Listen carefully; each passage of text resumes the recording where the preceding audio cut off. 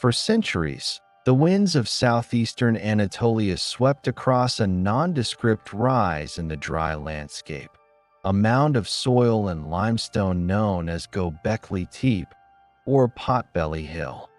It lies about 15 kilometers northeast of Şanlıurfa, one of the world's oldest continuously inhabited cities.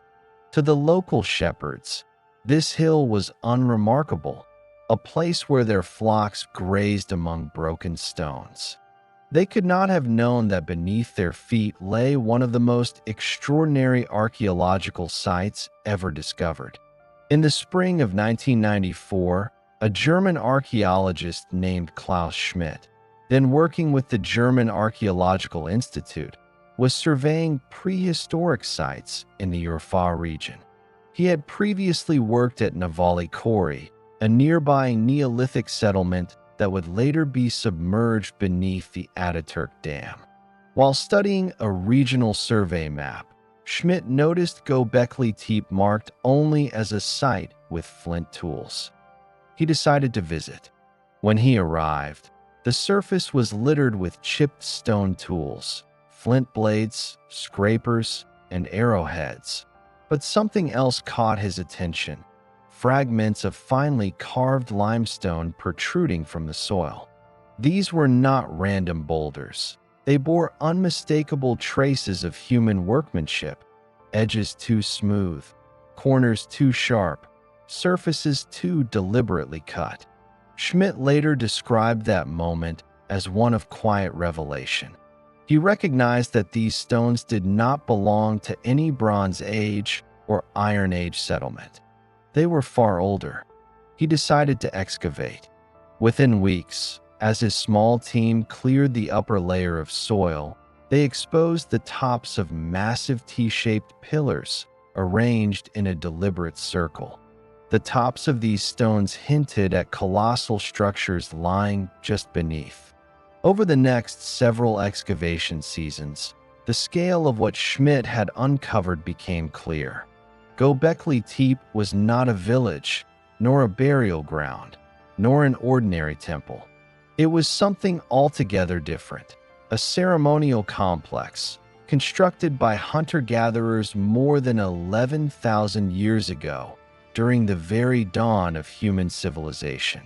Radiocarbon dating of organic remains, primarily charcoal and animal bones found in the fill material, placed the site's earliest construction at around 9,600 BCE and its final phases near 8,200 BCE. These results were astonishing. Göbekli Tepe was older than Stonehenge by roughly 6,500 years and older than the pyramids of Giza by 7,000 years. It was built long before agriculture, pottery, or metalworking, at a time when human societies still relied entirely on hunting and gathering. Until Göbekli Tepe's discovery, archaeologists had believed that monumental architecture could only arise after the development of farming and permanent settlements. Temples and organized religion, it was thought, came from the wealth and stability created by agriculture. Yet here, on this windswept hill in southeastern Turkey, stood evidence of monumental architecture built before farming existed. The landscape surrounding Göbekli Tepe gives clues to its origin. The region lies on the northern edge of the Fertile Crescent, an arc of land stretching from the Levant through Mesopotamia, where wild varieties of wheat, barley, and lentils first grew, and where the earliest domestication of animals such as sheep and goats began. Around 10,000 BCE, as the last ice age ended and the world's climate warmed, this region became a mosaic of rich grasslands and oak forests, dotted with herds of gazelle, aurochs, and wild boar. It was here that groups of hunter-foragers, living in small, mobile bands, began to experiment with new social and symbolic forms.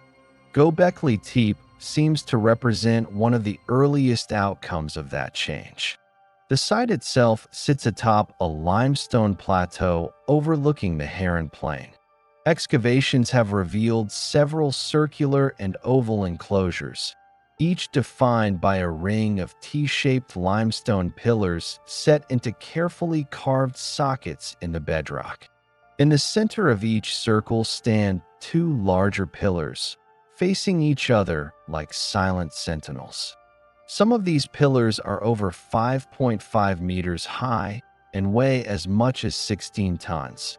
The labor required to build such structures was immense. The limestone had to be quarried using stone tools, since metal was still thousands of years in the future. The pillars were then shaped, transported, and set upright without the help of wheels, beasts of burden, or complex machinery. Everything was done by hand, through communal effort. As the excavations deepened, archaeologists discovered that these massive stones were covered with intricate relief carvings: lions, foxes, snakes, scorpions, boars, vultures, and abstract symbols. Each image was carved directly into the stone surface with remarkable precision. The craftsmanship was far beyond what scholars had expected from hunter-gatherers of this era. There was no evidence of houses, hearths, or agricultural activity. No traces of daily domestic life. Göbekli Tepe was not a place where people lived. It was a place where they gathered.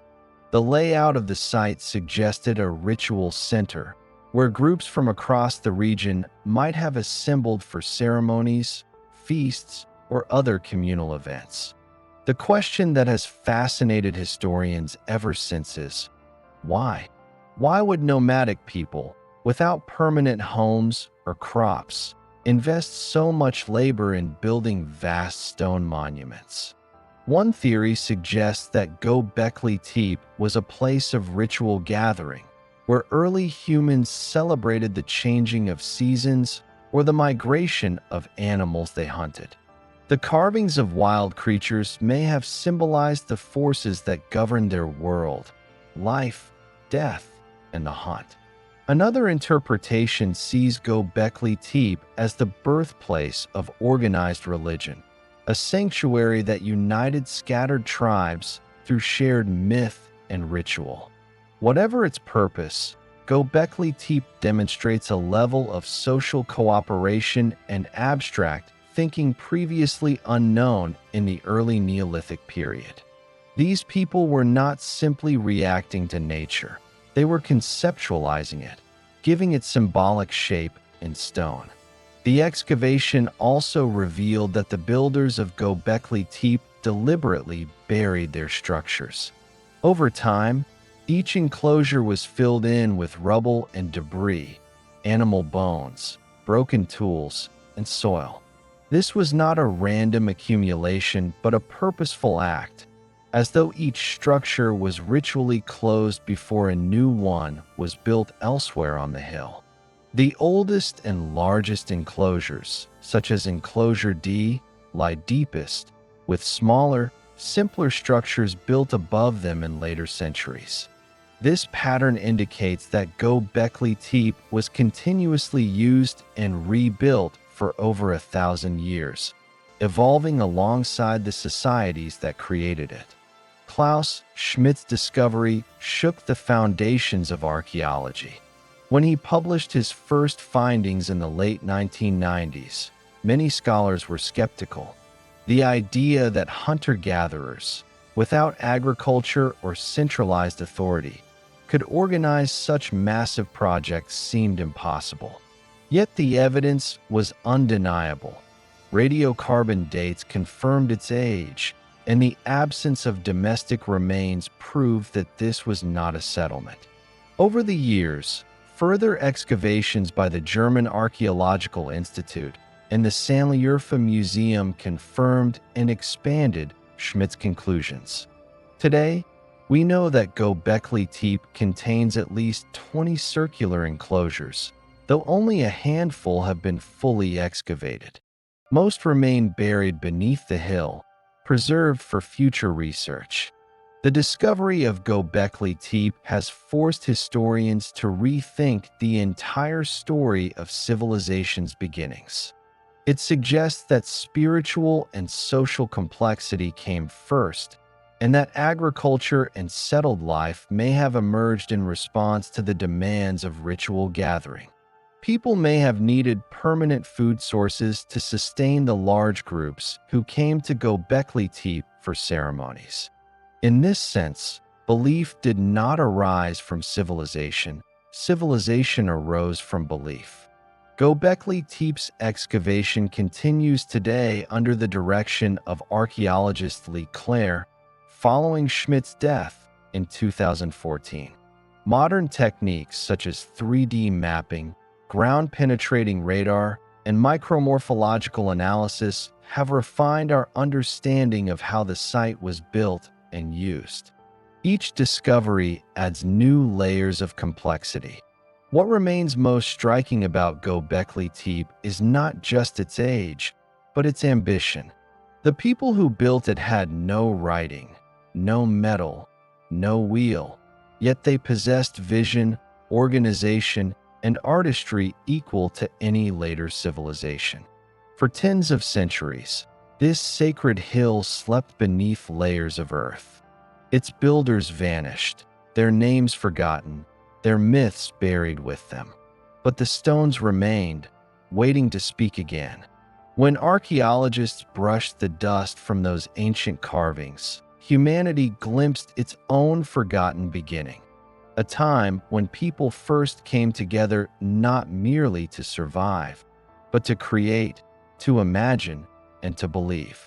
And so, on this hill that should not exist, the first chapter of civilization quietly began. Before the first stones of Göbekli Tepe were raised, the world stood on the threshold of transformation. It was around 9,700 BCE, at the very dawn of the Holocene epoch, when the last ice sheets that had gripped much of the northern hemisphere began to retreat. The Younger Dryas, a final cold snap that had lasted over 1,000 years, was ending. Earth was warming again, rivers were carving new paths, and grasslands were spreading across regions once locked in frost. Humanity stood between eras, the end of the Paleolithic age and the uncertain beginnings of what would become civilization. Across the vast plains of Upper Mesopotamia, in what is now southeastern Turkey, the climate was turning milder. Oak and pistachio woodlands began to flourish. Herds of gazelle, aurochs, and wild ass roamed the valleys, while flocks of birds gathered near the newly flowing springs.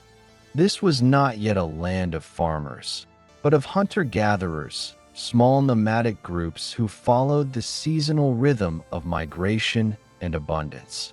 In this period, known to archaeologists as the Pre-Pottery Neolithic (PPNA), people had not yet invented clay pots or metal tools, but they had mastered flint knapping, making blades and points sharp enough to skin animals, carve wood, and cut grass.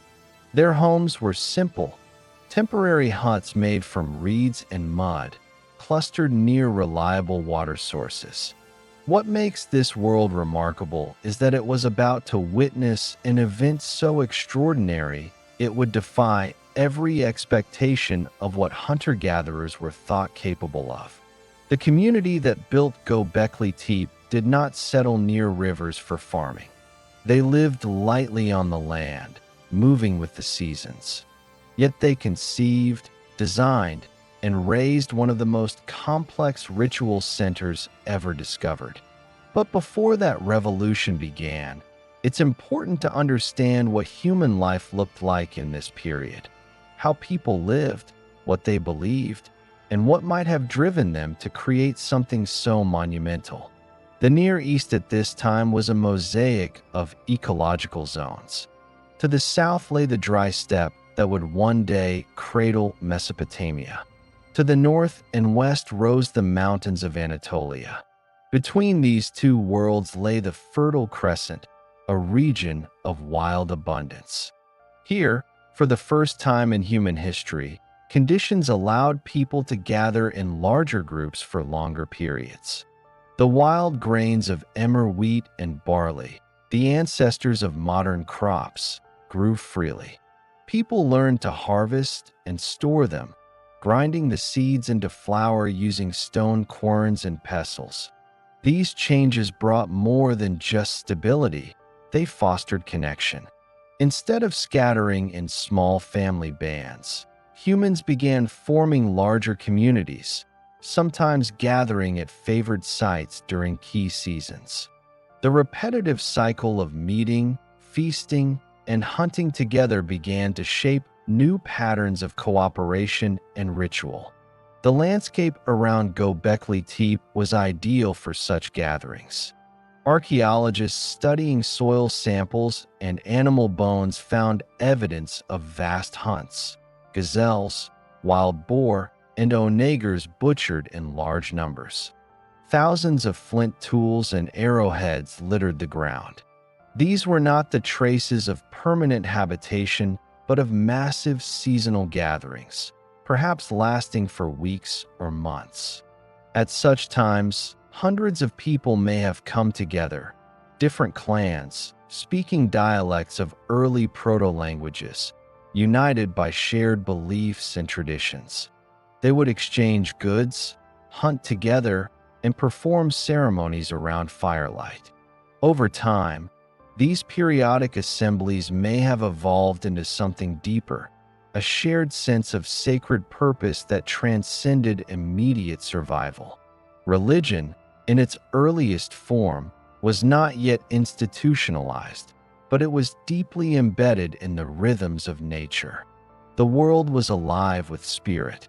Mountains, rivers, and animals were not seen as separate from humans, but as partners in existence. The bones of the dead were sometimes kept, venerated, or buried with care, signs of an emerging belief in the continuity of life beyond death. In the centuries before Göbekli Tepe, small ritual spaces had already begun to appear. Sites such as Halan Semi, Jerf El Ahmar, and Muribit, scattered along the upper Euphrates and Tigris rivers, revealed early evidence of communal structures, round buildings larger than ordinary homes, often with decorated walls or carved reliefs. Archaeologists believe these may have been precursors to the great stone circles that would later rise on the hill of Göbekli Tepe. These early sanctuaries show that something profound was stirring in the human mind. The idea of a shared sacred center, a place apart from daily life, had taken root. Humanity was beginning to organize not just for survival, but for meaning. It's here, within this new social and environmental framework, that the story of Göbekli Tepe becomes possible. The builders who would one day carve its massive T-shaped pillars were not an isolated group of geniuses. They were part of a broader evolution of thought, a growing recognition that symbols and shared spaces could bind people together more powerfully than blood or territory. By 9700 BCE, the land around the Taurus Mountains was humming with this new energy. Flint quarries were active. Groups began transporting heavy limestone blocks short distances to shape them into primitive markers or hearths. The human imagination was expanding beyond immediate need. Stone was no longer just a tool. It was becoming a medium of expression. Göbekli Tepe's builders inherited this legacy. They took the instinct for gathering, for sharing stories around the fire, and transformed it into architecture, permanent, sacred architecture that would outlast their world. They were not yet farmers or city dwellers, but they were already engineers of belief, capable of aligning labor, creativity, and vision towards something larger than themselves. The transition between the Ice Age and the Neolithic created both challenge and opportunity. As the world grew warmer, familiar hunting grounds changed and species migrated. Humans had to adapt. But adaptation did not always mean invention through necessity. Sometimes, as Göbekli Tepe proves, it meant invention through imagination, the drive to give form to ideas, to carve the unseen into stone. This was the mental climate in which Göbekli Tepe was born, a world where the first cities were still millennia away, but the human mind was already reaching for something beyond the visible horizon. A world where survival had given rise to symbolism, and where the act of carving a pillar could become a prayer, a connection between earth and sky. The builders of Göbekli Tepe lived before writing, before pottery, before metallurgy. Yet their monuments express a complexity of thought that would challenge later civilizations for meaning. They remind us that civilization did not begin with agriculture. It started with imagination. From this changing world, where ice gave way to rain and nomads began to gather, emerged the first glimmer of the extraordinary. In the centuries to come, on a barren limestone ridge overlooking the Heron Plain, the people of this region would gather their tools, their strength, and their beliefs to shape the stones of Göbekli Tepe, the world's first great monument. At the beginning of the Holocene, as the climate stabilized after the long millennia of glacial cold, groups of hunter-gatherers living on the limestone plateaus of southeastern Anatolia began to focus their efforts on one particular ridge, today known as Göbekli Tepe. This period, around 9,600 BCE, marks one of the most extraordinary transitions in human prehistory. The appearance of deliberate monumental architecture built not by farmers or city dwellers, but by mobile foragers. The builders of Göbekli Tepe came from small, interconnected groups that moved through the valleys of the upper Euphrates and Tigris. Archaeological evidence shows they hunted gazelles, aurochs, wild asses, and red deer, and collected wild cereals such as einkorn wheat and barley that grew in abundance across the region's slopes. Seasonal migration routes brought them to this ridge, which offered wide visibility over the Heron Plain and ready access to high-quality limestone.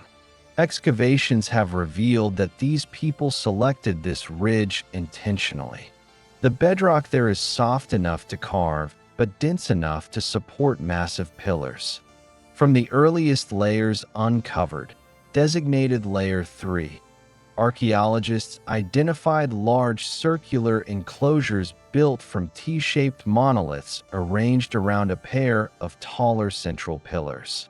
Each of these central stones stands more than 5.5 meters high and weighs up to 16 tons. Nearby quarries still bear the traces of extraction: cut channels, discarded blocks, and half-finished pillars abandoned in place, showing the process of shaping and detaching them from the rock using flint and basalt hammerstones. No evidence of copper, bronze, or iron tools exists at this date. The builders relied entirely on stone. Moving these pillars required coordinated labor, rope, and wooden levers, but not wheeled vehicles or domesticated animals, which were unknown in this era. Archaeologists estimate that each pillar could have taken several dozen individuals weeks to shape and transport. The organization required for such a task implies a level of social cooperation far beyond what was once assumed for hunter-gatherers. The arrangement of the stones follows a consistent pattern. Every enclosure features a circular or oval wall, inward-facing benches, and a ring of smaller T-shaped pillars, each between 2 and 3 meters high. The pair of central pillars always dominates the plan, standing opposite one another. On their surfaces, The builders carved arms, belts, and animal figures, transforming otherwise abstract shapes into stylized human forms. These carvings are not ornamental but integral to the design. The T-shape represents the upper body and head of a human figure, suggesting that the pillars embodied ancestral or spiritual beings. Archaeologists have uncovered no hearths, food storage pits, or domestic refuse within these early enclosures. Unlike later Neolithic settlements such as Catalhoyuk or Jericho, Göbekli Tepe lacks houses, streets, and trash middens. This absence indicates that the site was not residential but ceremonial, a focal point for gatherings, feasting, or ritual observance among groups that otherwise lived across the wider region. Nearby flint workshops and refuse areas suggest temporary camps during construction or ritual use, but not long-term habitation. Radiocarbon samples taken from organic material embedded in the construction fill, mostly charcoal and bone fragments, consistently date these first enclosures to between 9600 BCE and 9400 BCE. These dates correspond precisely with the pre-Pottery Neolithic cultural horizon, confirming Göbekli Tepe as one of the earliest large-scale human structures ever identified. Within the walls of Enclosure D, the best preserved of these circles, archaeologists recorded carvings of foxes, wild boars, cranes, snakes, and scorpions. The positioning of these images appears deliberate, often facing inward toward the central pillars. Each species depicted matches fauna known from contemporary faunal remains in the region. The emphasis on predatory and dangerous animals may indicate social or spiritual significance, though no direct evidence identifies a specific belief system. The architectural plan shows forethought and skilled execution. Foundation trenches were carved directly into bedrock to secure the pillars upright. Some stone floors were polished smooth. Low walls of unshaped stone filled the gaps between the pillars, forming contained circular rooms. The design demonstrates both geometric understanding and an ability to coordinate construction on a scale never before observed in pre-agricultural societies. Tools and debris found across the site show specialized labor. Chert blades, hammer stones, and antler picks occur in clusters, implying that work areas were organized for specific tasks: carving, dressing, or transporting stone. Animal bones indicate large feasts. Hundreds of gazelle and aurochs remains, many burned, found in refuse heaps near the enclosures. These gatherings likely required cooperation among different groups, each contributing resources. In comparison with nearby sites such as Navali Kori, which dates slightly later, Göbekli Tepe's architecture is far more monumental. Navali Kori contains smaller T-shaped pillars integrated into domestic spaces, suggesting that the concept of upright stone symbolism may have originated earlier at Göbekli Tepe and later diffused to neighboring communities as they began settling permanently. The precision with which these early builders cut, transported, and arranged limestone blocks challenges earlier models of Neolithic social organization. Until Göbekli Tepe's discovery, scholars believed that large-scale architecture required a settled, agricultural population capable of sustaining specialized workers. Instead, the evidence here shows that foraging communities, supported by abundant natural resources and cooperative social networks, could also mobilize labor for monumental construction. Archaeological surveys in the surrounding region identify smaller contemporaneous sites with similar features: Karahan Tepe, Sefer Tepe, Hamzin Tepe, and Tasli Tepe. forming what some researchers call the Tas-Tepeler, Stone Hills, complex. These sites share architectural traits and chronological overlap, indicating a regional tradition of stone pillar enclosures that predates agriculture. Göbekli Tepe appears to be the earliest and most elaborate example within this cultural sphere. Excavations have revealed multiple layers of construction, each built upon or beside earlier enclosures. Later builders reused fragments of older structures or deliberately filled them with rubble and soil before constructing new ones nearby. This stratigraphic sequence indicates a continuous use of the ridge across centuries, reflecting a sustained cultural tradition rather than a single building episode. No burials have been found within these earliest enclosures. The absence of graves, combined with the monumental scale and symbolic imagery, suggests that the site functioned as a communal meeting place for rituals or social cohesion rather than as a necropolis or habitation center. Stone tools and animal bones found within the fill layers provide additional insights into daily activities. Cut marks on bones show systematic butchering and roasting of meat, while grinding stones found in peripheral areas indicate the processing of plant foods, possibly for communal consumption during gatherings. Charcoal analysis reveals the use of oak, pistachio, and almond wood, species typical of the region's early Holocene environment. The design of the enclosures also demonstrates consistent architectural principles. The central pillars were positioned within sockets carved into the bedrock and aligned along specific axes. While some researchers propose astronomical significance, most academic studies conclude that the alignments primarily reflect structural symmetry rather than celestial observation. As of the current archaeological consensus, the builders of Göbekli Tepe had not yet developed domestic agriculture or permanent villages. Instead, they lived seasonally, exploiting diverse ecological zones and returning periodically to this ridge to rebuild and renew the stone structures. Through these repeated acts of construction, they created a long-lasting physical record of communal effort, one that would remain visible for generations. The discovery of these monumental enclosures transformed understanding of early human societies.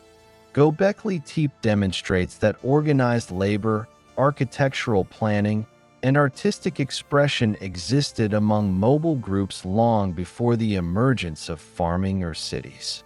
Every excavated trench reinforces this conclusion, that social cooperation and symbolic behavior were established features of human culture at the very dawn of the Holocene.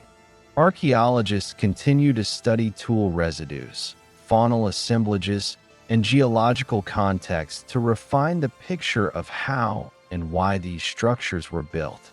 The current evidence leaves no doubt that by 9600 BCE, on a limestone ridge above the plains of what is now southeastern Turkey, human communities had begun shaping their environment with deliberate design and collective intent, the earliest clear expression of monumental architecture in recorded prehistory. By around 9600 BCE, the limestone ridge of Göbekli Tepe was no longer an untouched rise above the plains.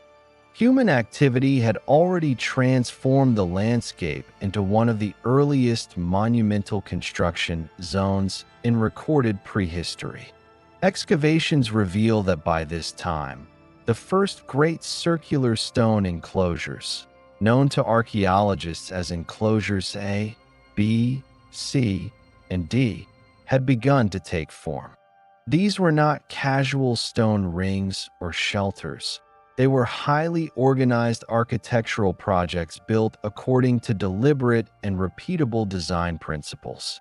Each of these early enclosures shared a consistent structural plan, a circular, or oval wall of neatly stacked limestone blocks, with two massive T-shaped pillars standing at the center. Around the inner circumference stood smaller T-pillars, regularly spaced and embedded into stone benches that lined the interior walls. This pattern was more than architectural convenience. It was symbolic uniformity. It demonstrated planning, measurement, and repetition of ideas across multiple phases of construction. Archaeological surveys of Layer 3, the oldest and deepest level of the site, show that these enclosures were cut directly into the natural limestone plateau. Builders carved out shallow circular basins, shaping the floor to fit their intended geometry before laying foundation stones. This method suggests not only advanced knowledge of stoneworking, but also a clear mental blueprint for what they intended to build. The scale of labor involved remains one of the most striking aspects of Göbekli Tepe. Each of the largest central pillars, often weighing between 10 and 20 tons, had to be quarried, shaped, and transported from nearby limestone outcrops.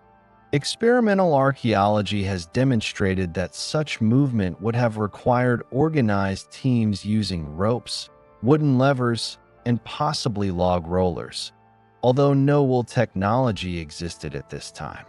The workers had only flint and basalt tools, simple yet effective when applied with skill and patience. Radiocarbon evidence and microstratigraphic analysis indicate that construction did not occur all at once. Instead, the site developed gradually, with one enclosure being erected while others were filled in or remodeled. This cyclical process points to a long-term communal effort rather than a single generation's project. Each new construction phase likely drew upon knowledge and experience gained from earlier enclosures, showing continuity in both technique and cultural purpose. The limestone debris left from carving and reshaping the ground was often reused to build surrounding retaining walls. Nothing at Göbekli Tepe appears random. Even discarded materials were placed with structural intent, reinforcing the stability of the outer rings. Excavation of Enclosure D, one of the most intact examples, reveals the precision of these ancient builders.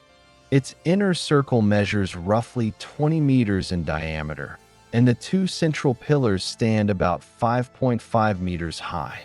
The smaller perimeter pillars average between 2.5 and 3 meters. These outer pillars are set into limestone benches that encircle the floor, possibly serving as seating or boundary markers for gatherings. Some of the central pillars are engraved with belts, fox pelts, and hands folded across their midsection, giving them a distinctly anthropomorphic character. The consistent placement of two large central pillars in each enclosure may represent duality, perhaps two figures of symbolic importance, but archaeologists refrain from assigning them specific deities or mythic identities. What is clear, however, is that the builders viewed these structures as spaces distinct from ordinary life. Ground-penetrating radar has identified additional, still-buried circular structures beyond the main excavated area, indicating that the visible site is only a fraction of the full complex. Together, these enclosures cover more than 20,000 square meters, making Göbekli Tepe one of the largest known ceremonial landscapes of the Pre-Pottery Neolithic A period. The carvings on the pillars reveal the environmental and symbolic world of the builders. Reliefs of wild boars, foxes, snakes, vultures, cranes, scorpions, and gazelles dominate the surfaces, each rendered with careful attention to anatomical detail. The selection of animals corresponds closely to the local fauna known from faunal remains at the site, showing that these images were drawn from direct observation rather than imagination.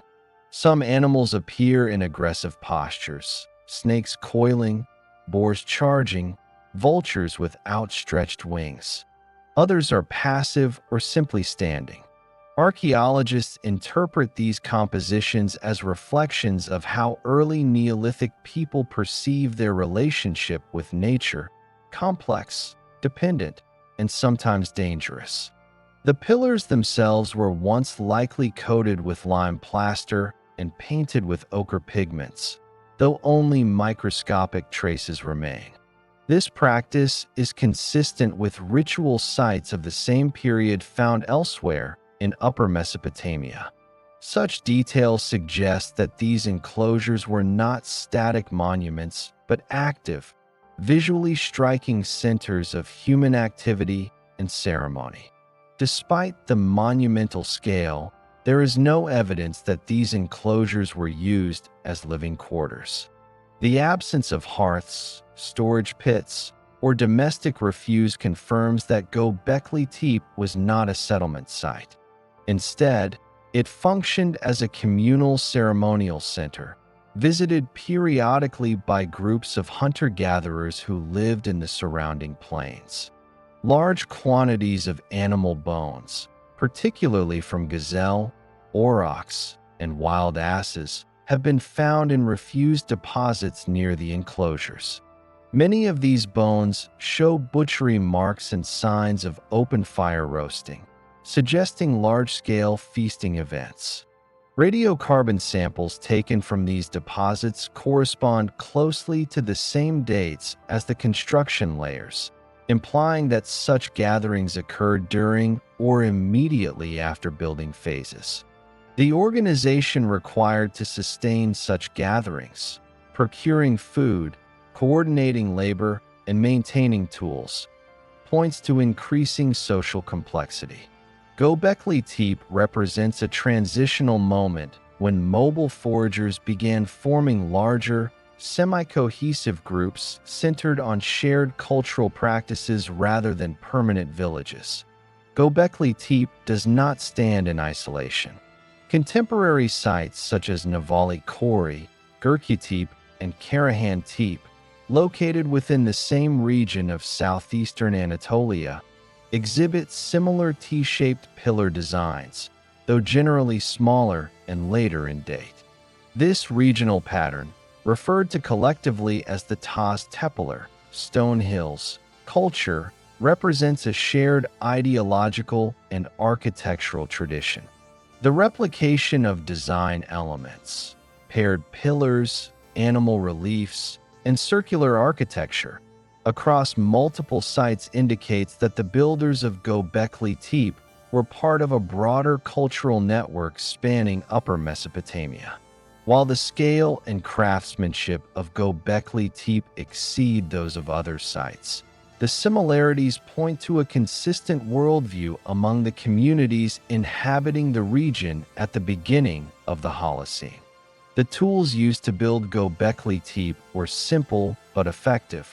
Excavations have recovered flint blades, hammerstones, and chisels, often found broken or worn smooth from repeated use.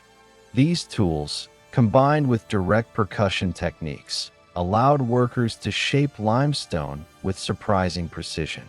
Experiments confirm that with enough manpower and time, these methods could produce large, symmetrical monoliths like those found at the site. The builders also employed rudimentary surveying methods. Pillars are aligned to face inward toward the center of each enclosure, suggesting that their placement followed a measured layout rather than random positioning.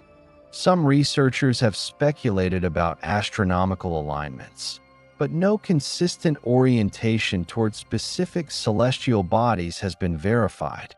The layout remains primarily architectural and communal, not cosmological. The ability to construct and maintain such a site implies a level of organization and cooperation previously unknown among hunter-gatherers. The effort required, quarrying, transporting, carving, and erecting pillars would have demanded coordination, planning, and possibly leadership structures. This collective undertaking predates the domestication of plants or animals in the region, challenging earlier models that linked complex society exclusively to agriculture. Göbekli Tepe demonstrates that symbolic and ritual behavior could precede the economic transformations of the Neolithic. The site stands as direct evidence that belief, cooperation, and monumental construction were achievable even before farming emerged as a stable subsistence base.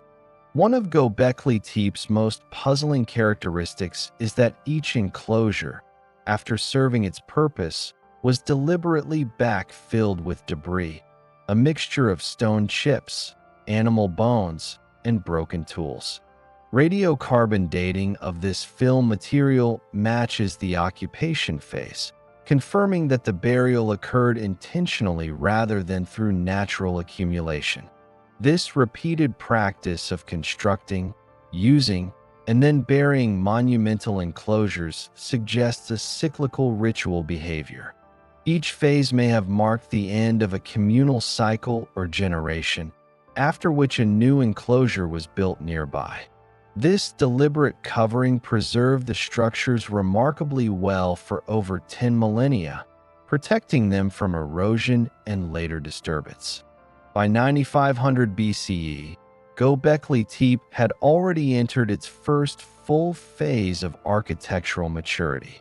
The site featured multiple stone circles, each meticulously planned, richly carved, and ritually significant.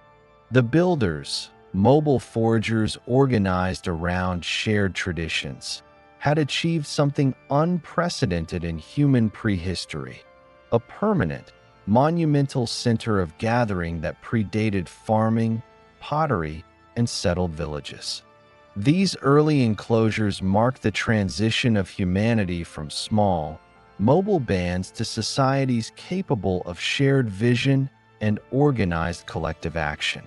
Their creation at Göbekli Tepe represents the beginning of a cultural transformation that would shape the trajectory of human civilization for millennia to come. By around 9500 BCE, Göbekli Tepe had entered a new phase of activity. The great circular enclosures of the site, particularly enclosures C and D, were already standing. These structures, formed of massive T-shaped monoliths, had become the focal points for repeated gatherings, carving, and rebuilding. It is during this period that the most remarkable and detailed carvings began to appear on the pillars. The art at Göbekli Tepe, rendered directly into stone, provides one of the earliest and most complex symbolic systems known in human prehistory. This period is not characterized by structural expansion alone, but by a surge in iconographic sophistication, a visible effort to communicate, record, or symbolize ideas through imagery. Every pillar, wall relief, and carved surface from this phase contributes to our understanding of how early human communities expressed meaning before writing existed.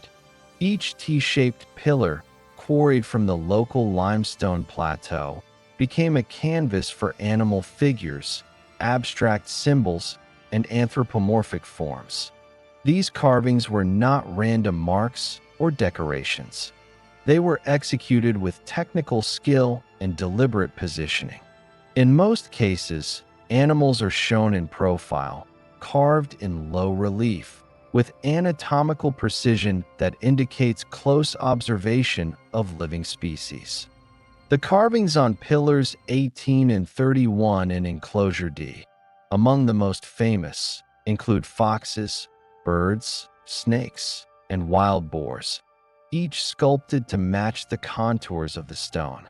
These designs were created using flint chisels and hammer stones, with each figure incised into the pillar's surface and sometimes outlined with deep grooves to enhance definition. The execution demonstrates both craftsmanship and coordination between quarry workers and artists. The layout of carvings follows consistent spatial logic. Most animal figures are placed on the sides or lower sections of the pillars, while the upper horizontal arms of the T-shape remain smooth and uncarved. Archaeologists interpret this as intentional. The upper sections may have symbolized the abstract or human-like quality of the pillars themselves, while the lower carvings represented the natural world or events connected to it. The range of animals depicted corresponds closely with those identified in faunal remains found in midden layers around the site. The most frequently represented species are foxes, wild boars, aurochs, wild cattle, gazelles, cranes, vultures, snakes, and scorpions. Foxes appear more often than any other animal, often shown in motion, with elongated bodies and raised tails. Their frequency suggests a particular symbolic or social importance. Fox remains are also abundant among the animal bones discovered nearby, implying a dual role, perhaps as a familiar presence in the environment and as a subject of ritual significance. Vultures are another recurring motif, particularly on Pillar 43, the vulture stone, and other relief fragments. They are shown with wings extended, sometimes holding or hovering over human-like figures. Archaeologists link this imagery to known practices in later Neolithic and early Bronze Age societies across the Near East, where vultures were associated with excarnation rituals, the defleshing of the dead before secondary burial. Although no direct human burials have been found at Göbekli Tepe, the symbolism implies a concern with death, transition, and possibly the afterlife. Snakes and scorpions are also frequent.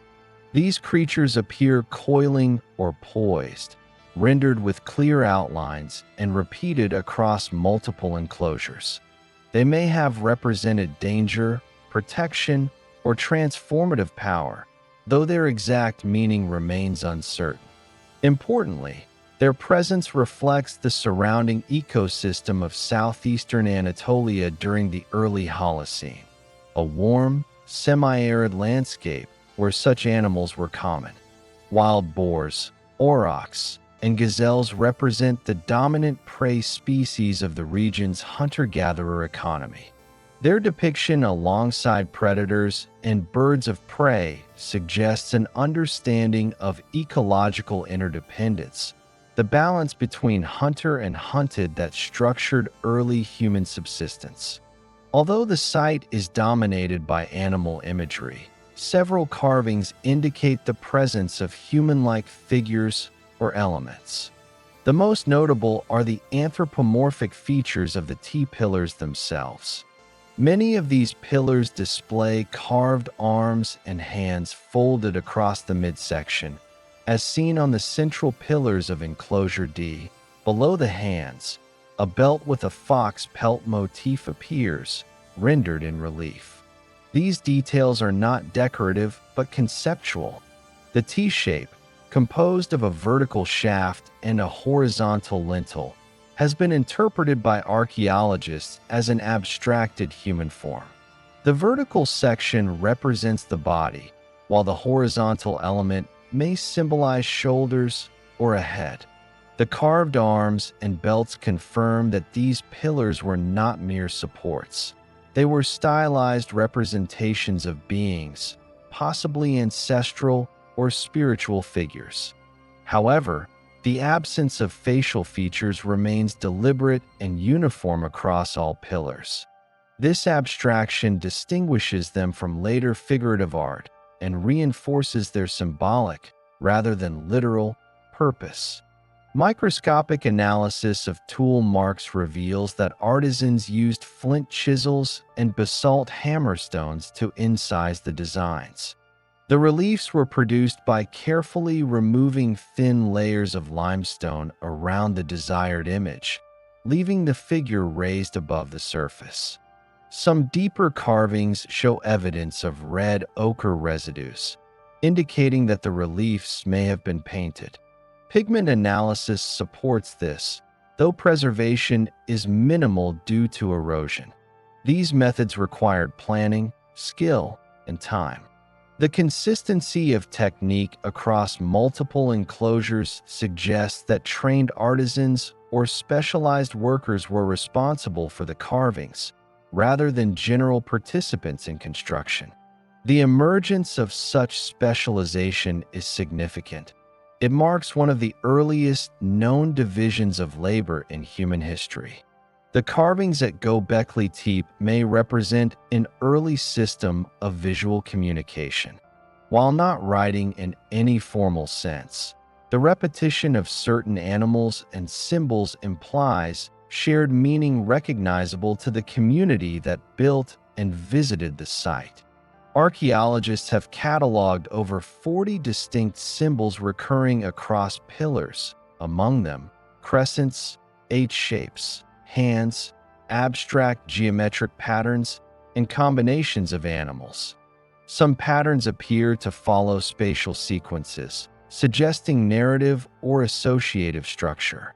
The reliefs could have served as mnemonic devices, helping oral traditions and collective memory persist across generations. In the absence of a written record, these images preserved social or ritual knowledge visually. However, researchers avoid speculative interpretations such as the carvings encoding astronomical or proto-alphabetic data. Current evidence supports that the art was primarily ritual symbolic, not informational or calendrical. Sediment cores and pollen samples from around Göbekli Tepe indicate a semi-arid grassland environment during this period, dominated by steppe vegetation, wild cereals, and patches of oak and pistachio woodland. The animals carved on the pillars reflect this ecology exactly. Faunal remains recovered from surrounding refuse deposits correspond closely with the carved species: fox, gazelle, aurochs, and wild as being most frequent. The bones show cut marks and signs of large-scale processing, implying that communal feasting events took place near or within the enclosures.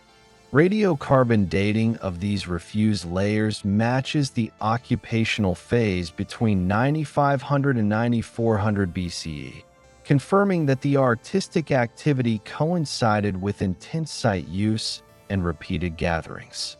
This correlation supports the view that Göbekli Tepe functioned as a ritual aggregation center, a location where dispersed hunter-gatherer groups met for ceremonial purposes, exchanging goods, food, and social ties while reinforcing shared beliefs through stone imagery. The placement of reliefs within each enclosure follows discernible patterns. Predators, foxes, snakes, vultures, often occupy prominent or higher positions. Prey animals, gazelles, aurochs, tend to appear in lower or peripheral zones. Abstract signs, such as H-shapes or crescents, frequently separate these groupings. This structured arrangement suggests a deliberate organization of imagery. Whether representing hierarchy, cosmological structure, or ritual sequence remains debated, but the recurrence of these compositions across multiple enclosures demonstrates intentional design principles rather than random decoration.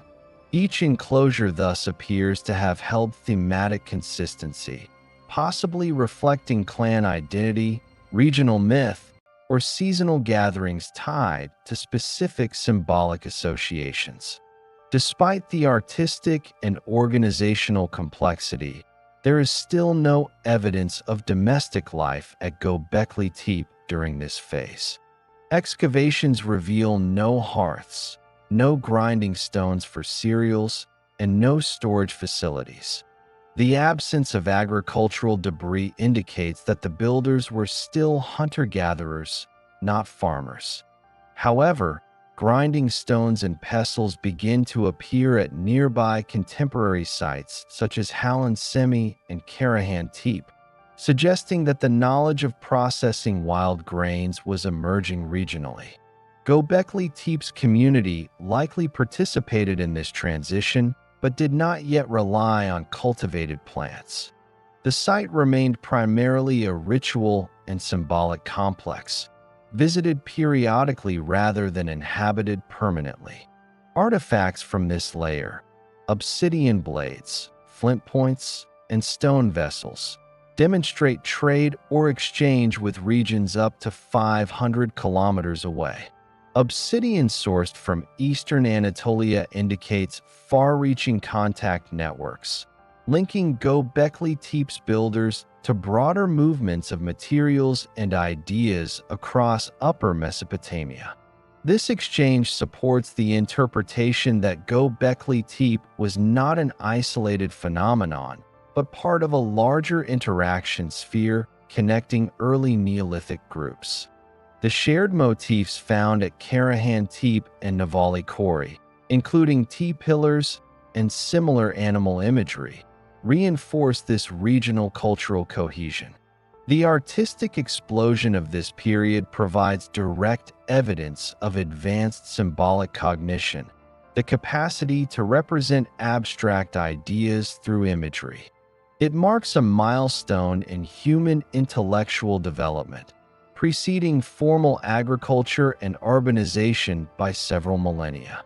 The organized depiction of animals, human traits, and repeated symbols indicates that the builders of Göbekli Tepe shared a complex worldview structured around relationships between humans, animals, and possibly supernatural forces. Archaeologically, this period reveals that cooperative belief systems existed among hunter-gatherers. The collective effort required to produce such art and to maintain the site implies social structures capable of organizing labor beyond kinship units.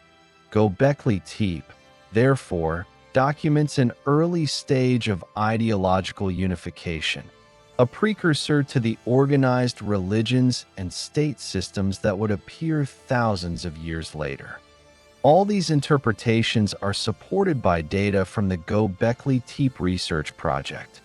The carvings described are documented in Layer 3, dated between 9600 and 8800 BCE through radiocarbon analysis. Detailed surveys by Schmidt, 2006 to 2014, Dietrich, 2012 to 2020, and Clare, 2023, have cataloged every identified motif and correlated them with surrounding stratigraphy. The art is conclusively dated and attributed to communities of the Pre-Pottery Neolithic A culture. There is no credible evidence of later intrusion, reoccupation, or external influence. The artistic tradition is entirely local, arising from early Holocene hunter-gatherer groups native to southeastern Anatolia. By 9400 BCE, the people of Göbekli Tepe had completed some of the most intricate carvings known from the prehistoric world. These images drawn from the animals of their environment represent not just artistic expression, but the earliest archaeological record of a shared symbolic system, a system that shaped how humans began to think collectively long before the appearance of agriculture, writing, or cities. By around 9400 BCE, Göbekli Tepe had become the most active ritual hub in Upper Mesopotamia. The monumental enclosures, particularly enclosures C and D, were no longer isolated experiments. They were established centers that drew people from hundreds of kilometers across southeastern Anatolia and the northern Levant. During this period, the character of human activity at the site shifted from construction to ritual use, supported by archaeological layers dense with animal bones, flint tools, and traces of large communal events. Archaeological surveys indicate that Göbekli Tepe was not a permanent settlement, but a periodic aggregation site. Excavators uncovered large refuse areas surrounding the stone circles, filled with tens of thousands of animal bones, mostly gazelle, aurochs, and wild ass, burned and fractured in ways that suggest mass butchery and communal feasting rather than daily domestic consumption. The radiocarbon sequence from these deposits, dated roughly 9400 to 9300 BCE, shows repeated occupation episodes over several centuries. This points to seasonal gatherings, likely occurring during favorable months when herds of migratory gazelles and other game passed through the Heron Plain. Groups of hunter-gatherers from surrounding valleys, the Tigris, Balik, and Euphrates basins, would converge on the limestone ridge of Göbekli Tepe to renew social and ritual ties. These gatherings would have served multiple functions, reinforcing alliances, exchanging raw materials such as obsidian and flint, and coordinating regional knowledge. The site, positioned on a prominent hill visible from miles away, may have been deliberately chosen to act as a shared landmark for dispersed groups. The faunal remains provide direct evidence of large-scale food preparation. Analyses by archaeozoologists show high concentrations of long bones cracked open for marrow extraction, skull fragments from wild cattle, and extensive burn layers. The frequency of such deposits indicates organized consumption events involving hundreds of participants. Alongside the bones, excavations recovered large limestone basins, some over 1 meter in diameter, carved directly into bedrock or formed from stone blocks. Chemical residue analysis detected traces of oxalates, a byproduct associated with fermentation. This suggests that these basins were used to prepare or store fermented beverages, possibly a primitive beer made from wild cereals collected nearby. Comparable residue patterns have been found at Neolithic sites such as Rakefet Cave in Israel, dating slightly earlier, indicating that knowledge of fermentation already existed among late Epipaleolithic populations. If accurate, the presence of fermented drink at Göbekli Tepe implies coordinated food preparation requiring planning, shared labor, and knowledge of plant processing, factors contributing to growing social cohesion among mobile groups. Excavations revealed numerous stone bowls, grinding slabs, and pestles scattered around the enclosures.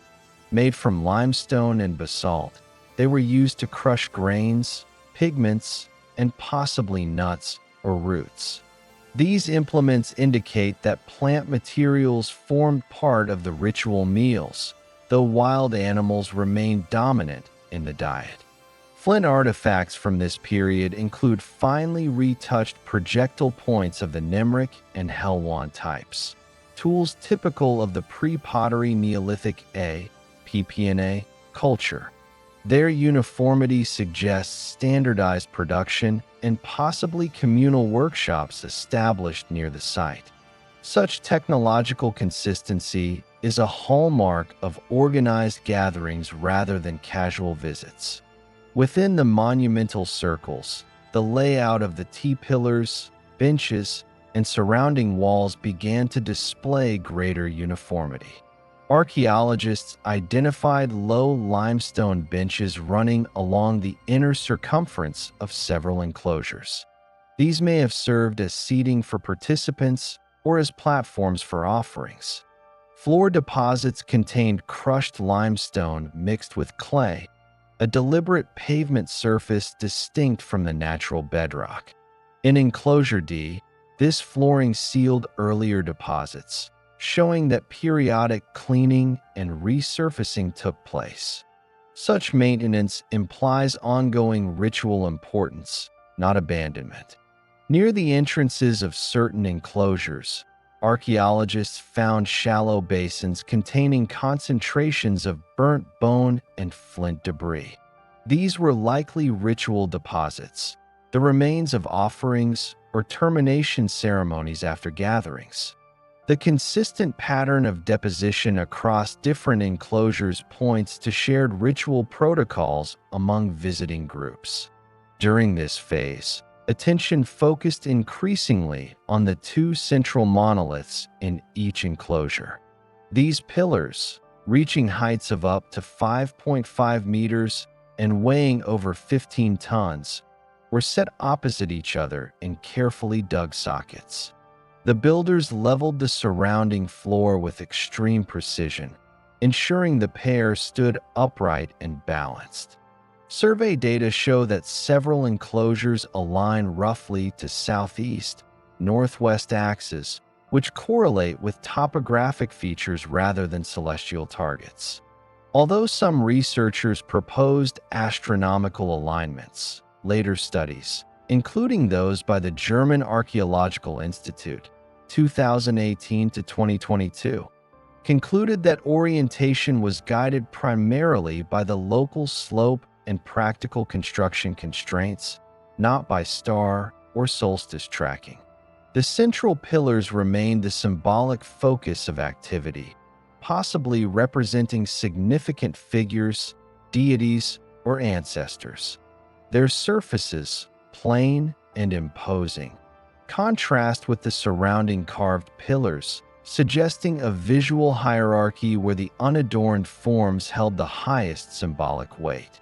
Direct evidence of ritual behavior comes from the spatial arrangement of finds rather than from textual sources. Within the enclosures, archaeologists recovered clusters of flint tools and fragments of small stone figurines deliberately placed in pits near the pillars. Such deposits often contain burnt material, suggesting that controlled fire rituals occurred inside or near the circles. The absence of domestic hearths reinforces the interpretation that fires were symbolic, not for daily cooking or heating. Ash layers containing mixed animal bone, ochre fragments, and stone beads hint at structured ceremonies involving light, color, and sound. Although no human burials have been identified at Göbekli Tepe, the presence of skull fragments within secondary contexts points to an early stage of the skull cult tradition later seen in the Levant. One carved limestone fragment bears a drilled perforation through the top, possibly for suspension. Similar modified skulls from Jericho and Ain Ghazal, dating a few centuries later, suggest that veneration of human heads as ancestral symbols was already forming in the broader region. Material analysis of obsidian artifacts reveals that some came from the Bingöl and Nimrut Dag volcanic regions in eastern Anatolia, nearly 500 kilometers distant. This demonstrates that participants in Göbekli Tepe's rituals were part of an extended exchange network spanning the upper Euphrates and Taurus Mountains. Items likely exchanged included high-quality obsidian, flint nodules, animal hides, pigments, and perhaps symbolic objects. The movement of such materials across large areas reflects organized interaction between groups and the role of Göbekli Tepe as a central meeting place, facilitating both social and economic exchange. The scale of coordinated activity during this century marks a turning point in human organization. Mobilizing dozens of people to quarry, transport, and raise monoliths already required cooperation. Maintaining the site through repeated ceremonies over generations demanded sustained social structure. Archaeologists interpret this as evidence for ritual leadership, individuals or small groups responsible for organizing events, maintaining traditions, and possibly mediating disputes. However, there is no sign of hierarchy in the archaeological record, no elite housing, no concentration of wealth, and no specialized graves. Authority, if present, was likely ritual and temporary, arising during the gatherings themselves. The consistent repetition of motifs, foxes, vultures, snakes, and the continuity of construction methods indicate the transmission of knowledge across generations. This implies that ritual specialists train successors, ensuring that the symbolic language of Göbekli Tepe remains stable over centuries. Pollen samples from cores taken near the site show that the climate around 9,400 BCE was part of the early Holocene warming trend. The environment supported grasslands interspersed with stands of oak, almond, and pistachio. Such conditions favored wild cereal growth, particularly wild einkorn, which thrived on limestone slopes. Nearby hill valleys provided reliable water sources through seasonal springs. The abundance of natural resources allowed visiting groups to remain at the site for extended periods without exhausting supplies. This environmental stability may have encouraged the repeated return to Göbekli Tepe for ceremonies. The physical evidence points to Göbekli Tepe functioning as a ritual integration center for hunter-gatherer communities at the threshold of the Neolithic transformation. By gathering to build, carve, and feast, people reinforced shared beliefs and created social bonds that extended beyond kinship lines. The coordination required to stage these events, food collection, construction, and tool production, would have strengthened cooperation among groups and spread innovations. This framework of ritual cooperation possibly laid the groundwork for later developments in sedentism and agriculture, which appear in the same region within the next millennium. Small portable objects from this layer further illustrate the site's ritual function. Excavators discovered stone beads, bone needles, and carved plaquettes bearing miniature versions of the same animal motifs found on the pillars. These items were likely worn or exchanged during gatherings, acting as tokens of participation or affiliation.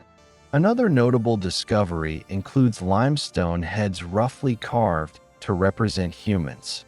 Unlike the monumental pillars, these figurines have distinct facial features and drilled holes for suspension. Their stylistic consistency with later Neolithic figurines in the region indicates continuity in representational forms. By 9300 BCE, evidence suggests a gradual decline in the intensity of gatherings. The refuse layers become thinner, and some enclosures show signs of partial infilling. However, this did not mark the abandonment of the site, but rather a transition toward new building phases and changing ritual priorities. By around 9200 BCE, the world around Göbekli Tepe had begun to change in measurable ways. The early Holocene climate brought steady warmth and moisture, transforming the dry steppe of southeastern Anatolia into a more fertile environment. The end of the harsh Younger Dryas had allowed plants, animals, and human communities to expand. The people who once came to Göbekli Tepe as nomadic foragers began to experiment with a new way of life that was slowly reshaping human history.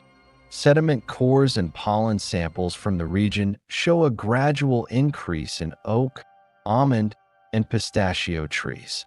Grasses and wild cereals such as wild einkorn and barley grew abundantly across the Karakidag Mountains and the Heron Plain. This abundance of edible plants encouraged longer stays and reduced the need for long-distance, seasonal migration. Archaeological data from nearby sites like Navali Kori, Halland Semi, and Keonu Tepesi, all within a few hundred kilometers, show evidence of small, semi-sedentary communities forming around this time.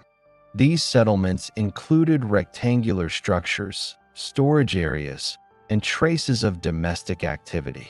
Although Göbekli Tepe itself remained a non-residential ritual center, it was part of this broader pattern of increasing Satanism. The people who continued to visit Göbekli Tepe likely lived part of the year in small hamlets scattered across the Euphrates basin, hunting wild animals and collecting plant resources, and then returning periodically to the hill for communal rituals. Archaeological layers corresponding to this period, especially Layer 2, reveal a transformation in the architecture. The large, monumental enclosures of the earlier centuries gave way to smaller and simpler structures.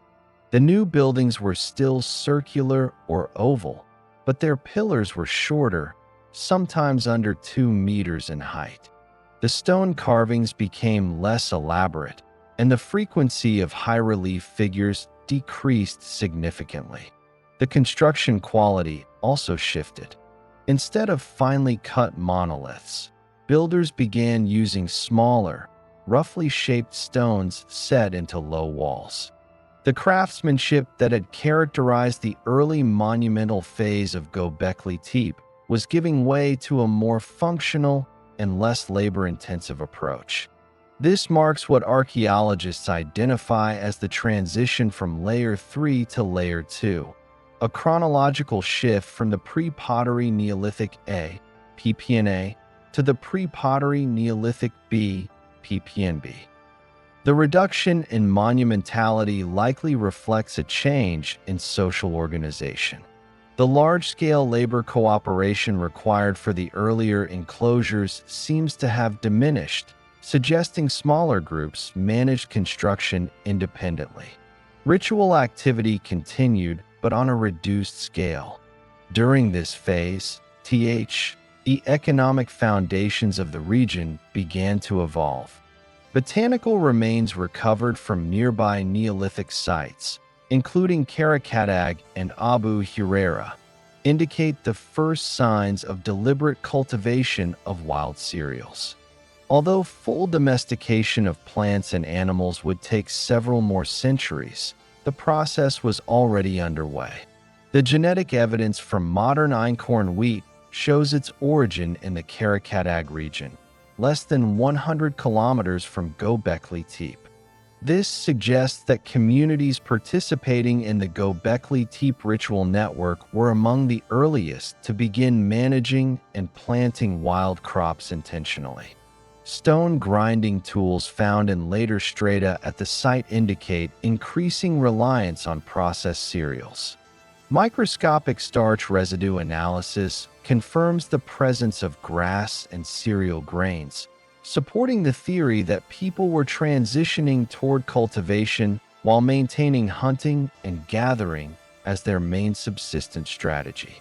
The bones found at Göbekli Tepe also show subtle changes.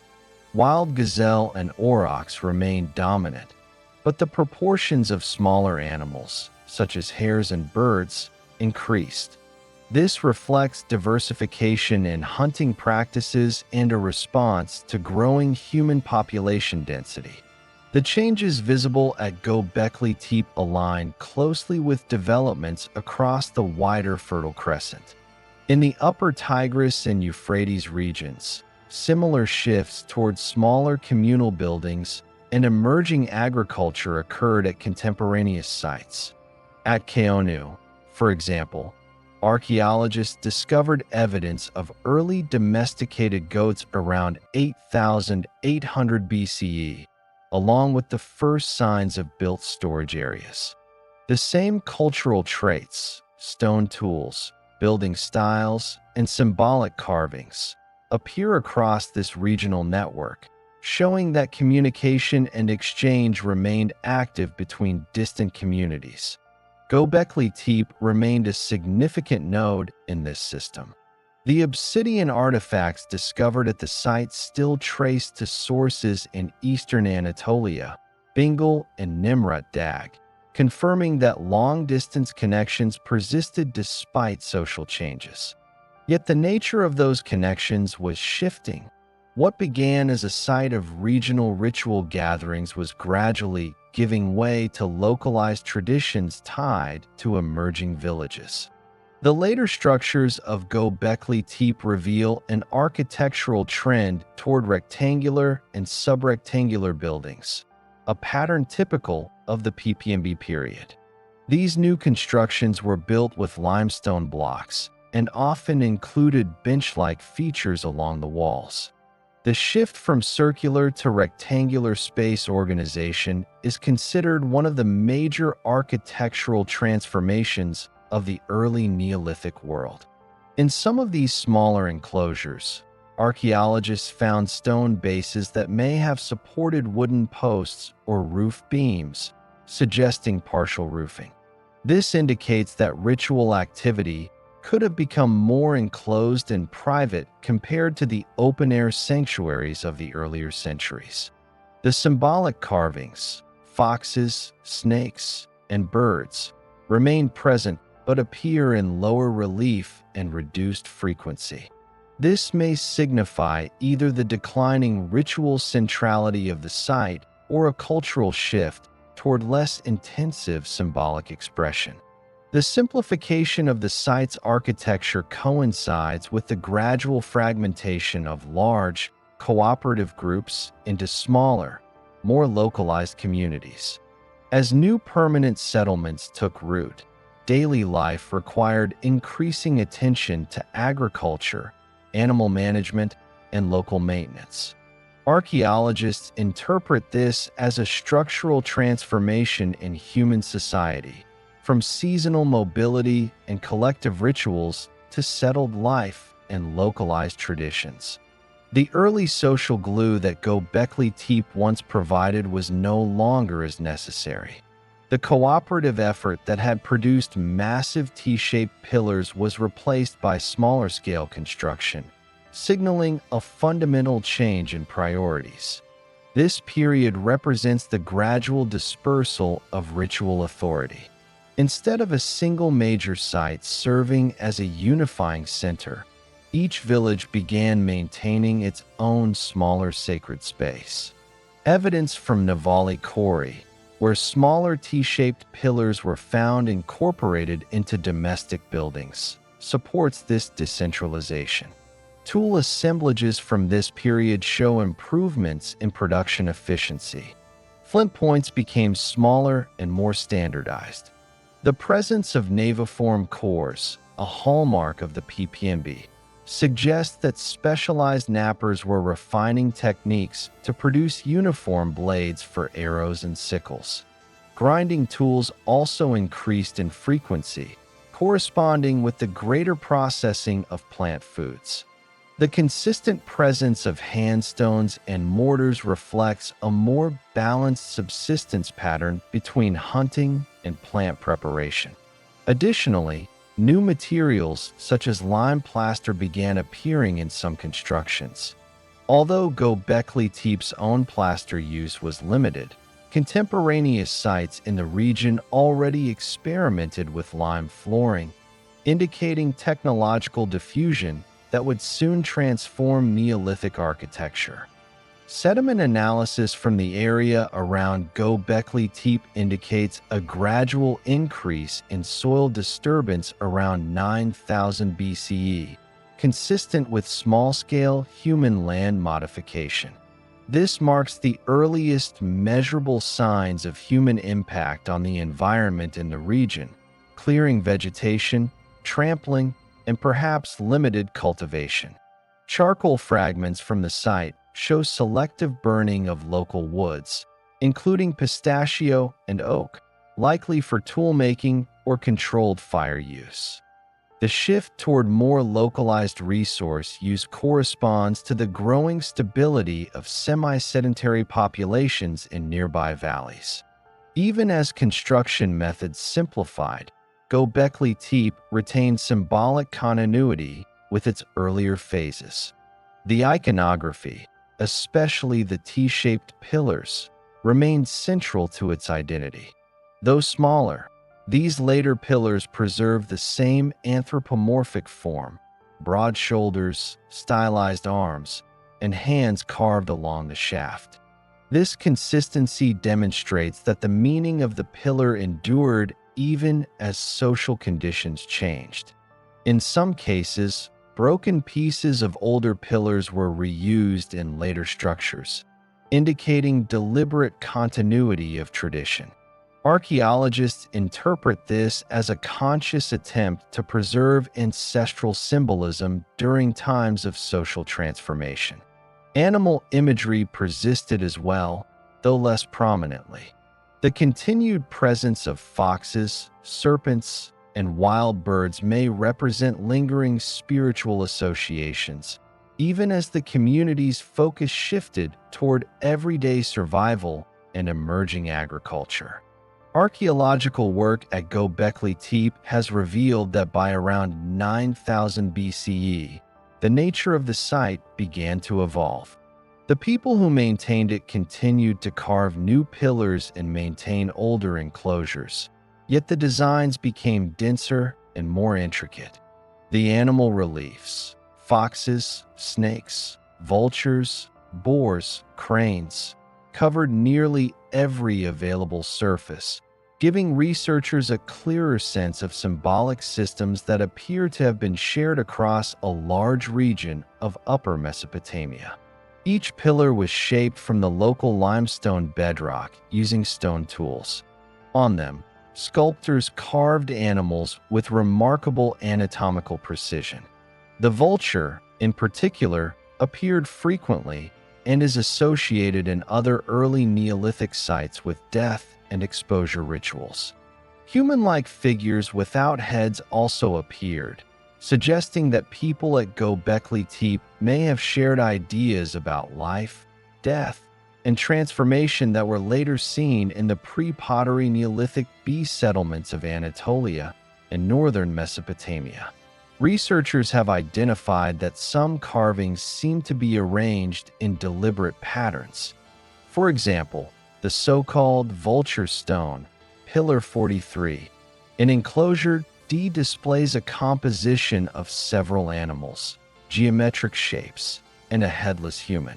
Its order and repetition hint at a symbolic or mnemonic system, possibly used to recount events, myths, or social rules.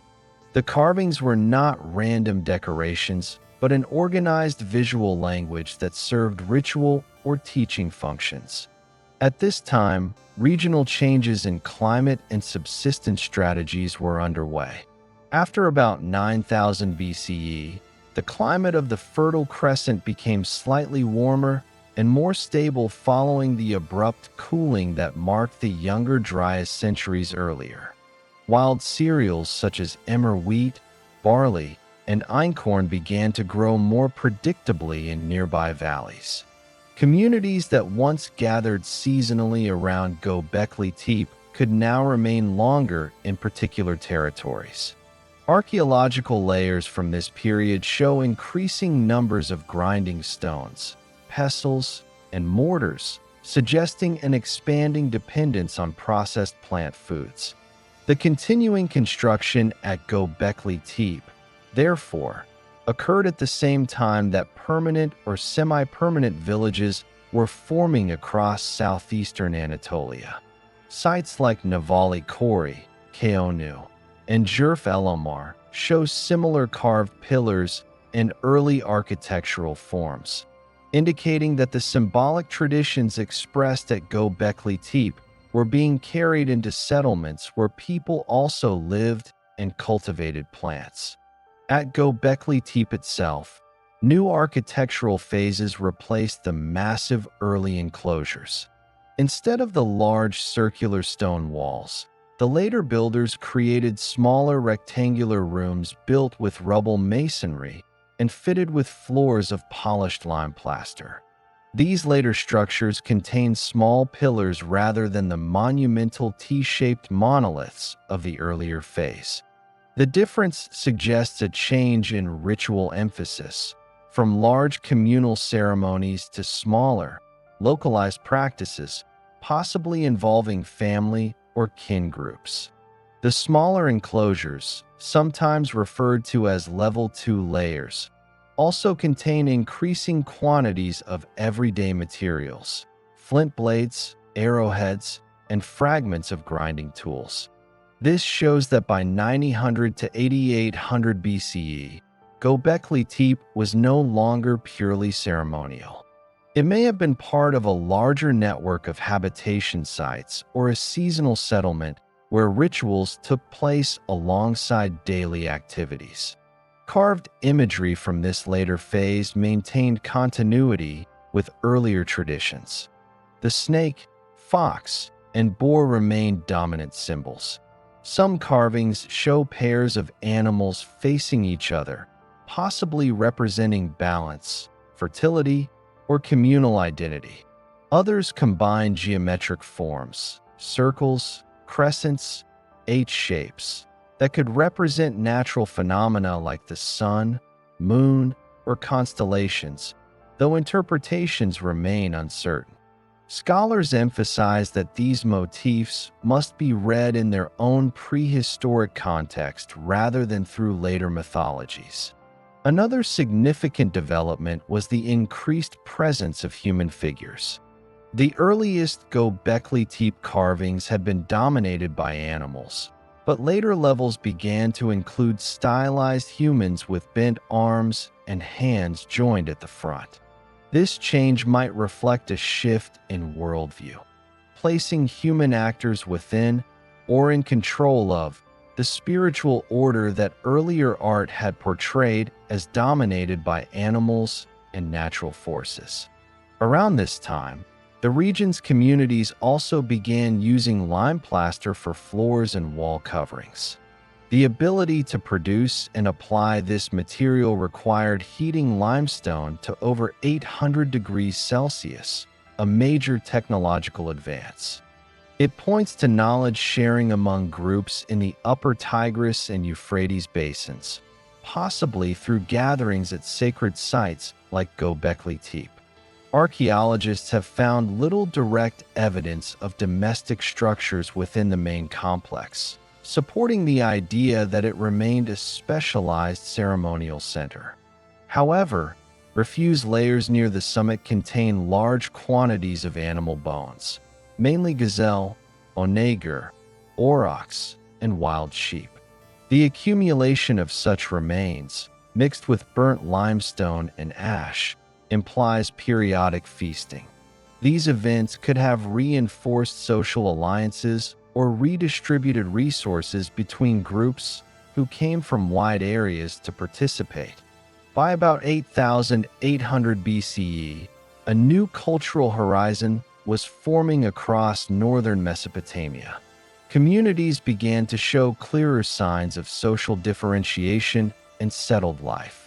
As villages expanded and the first experiments with cultivation spread, the large, labor-intensive construction at Göbekli Tepe started to decline.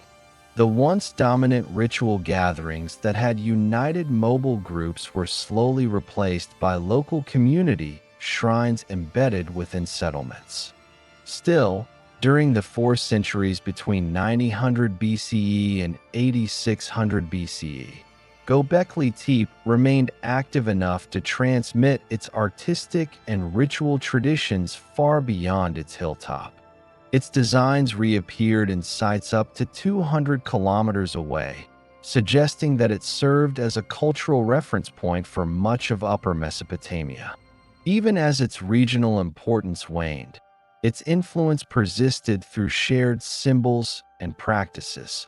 The later enclosures show a gradual reduction in pillar size and architectural ambition. Instead of massive, carefully aligned monoliths, smaller pillars were roughly cut and placed in irregular settings. The carvings became less detailed.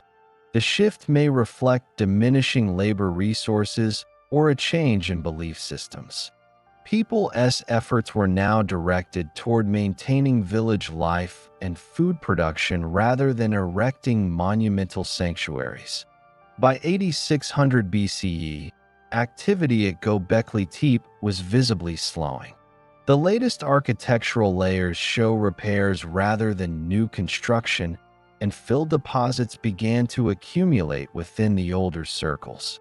Yet the symbolic carvings of this phase remain a crucial record of how early Neolithic communities encoded their understanding of the world.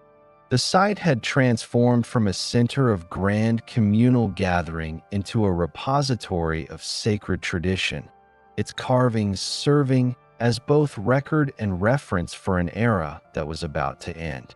The phase between 900 and 8600 BC thus represents the period when Göbekli Tepe's symbolic language matured and began to disperse into surrounding cultures.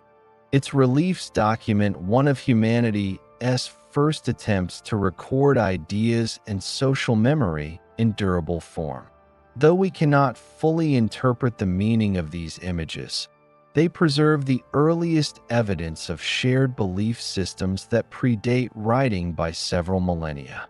Göbekli Tepe's later builders maintained the structures of their ancestors while adapting them to new ways of life.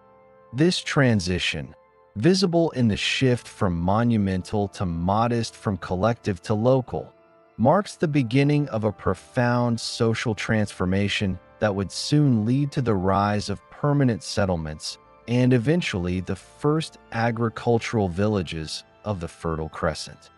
By around 8600 BCE, activity at Göbekli Tepe entered a new phase of transformation.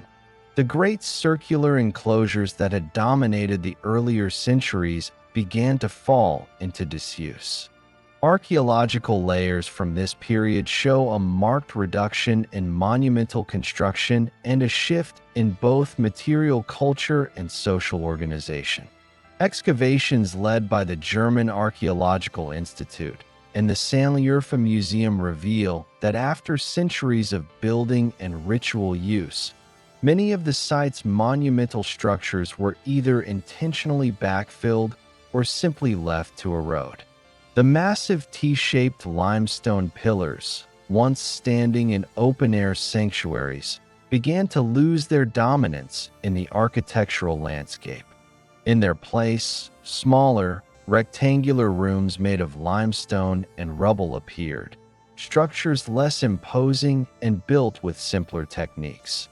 This transition reflects a fundamental change in the role that Göbekli Tepe and sites like it played in the lives of their builders. The radiocarbon record indicates that level 2, corresponding to this later phase, dates between c. 8800 and 8200 BCE. During this time, the regional culture was transitioning from the Pre-Pottery Neolithic A, PPNA, to the Pre-Pottery Neolithic B, PPNB. The people who once gathered at Göbekli Tepe were adapting to new ways of life that included early forms of agriculture and animal management.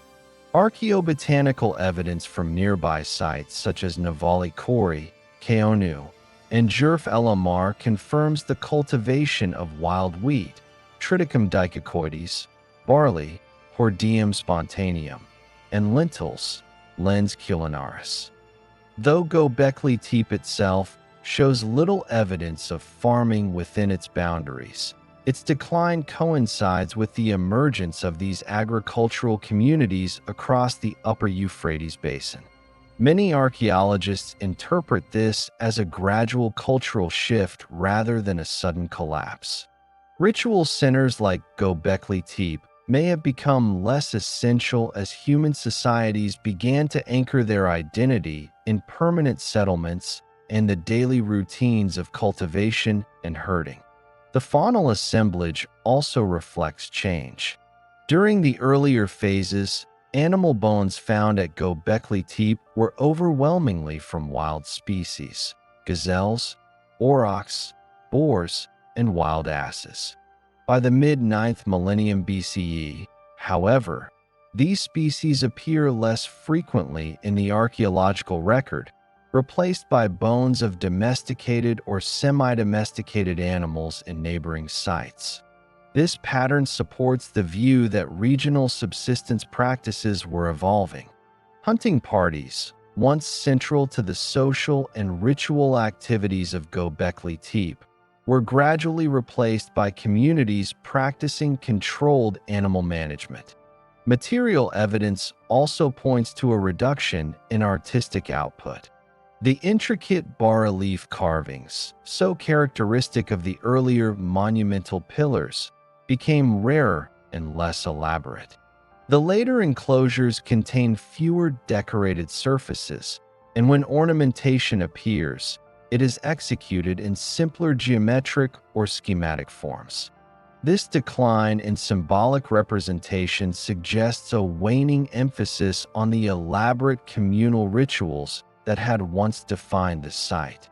Archaeological surveys in the Taz Tepeler region, a cluster of contemporary sites across southeastern Anatolia, including Karahan Tepe, Harbet-Suvan Tepesi, and Sefer Tepe, suggest that the tradition of T-shaped pillars continued elsewhere, though in smaller and more localized forms. Göbekli Tepe's influence persisted, but the era of constructing vast circular sanctuaries was ending. The decline at Göbekli Tepe appears not as a single event, but as a regional realignment of cultural priorities. Several hypotheses have been proposed to explain this transformation. One view, based on faunal and botanical data, holds that as communities became increasingly sedentary, their focus shifted from seasonal gatherings at ritual sites toward the maintenance of local resources. Another suggests that the very success of agriculture and herding reduced the social need for large-scale ceremonial cooperation. When survival became more predictable, the massive communal projects that had once reinforced social cohesion lost their practical and symbolic importance. Stratigraphic data confirm that as the monumental enclosures fell out of use, some were filled intentionally with debris. The fill material includes fragments of broken limestone, animal bones, flint tools, and soil intentionally dumped into the spaces between the pillars. The composition of this backfill indicates a deliberate act of closure rather than simple abandonment.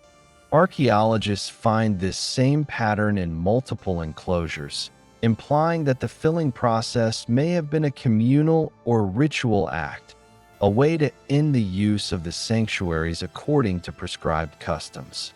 Despite the decline in monumental activity, the site did not vanish abruptly. Flint tools, grinding stones, and domestic debris found in the uppermost layers indicate limited, intermittent use of the area even after major construction ceased. However, these later activities were small in scale and unrelated to the grand ritual architecture of earlier centuries. By this stage, the broader cultural landscape of the Fertile Crescent was undergoing a profound transformation. Villages such as Kayonu Tepesi in southeastern Turkey and Muribid in Syria were developing architectural layouts featuring rectangular mud brick houses, paved courtyards, and organized storage areas. These settlements demonstrate clear evidence of community planning and long-term habitation. In contrast, Göbekli Tepe, with its monumental sanctuaries and absence of domestic remains, represents an earlier social model, one rooted in periodic congregation rather than continuous settlement. The symbolic system that had defined Göbekli Tepe's carvings, animals, predators, and abstract forms, likely retained meaning among neighboring groups, but was being reinterpreted in new cultural contexts.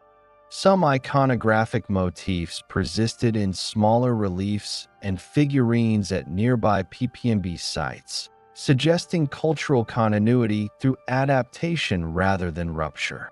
Environmental changes may also have played a role.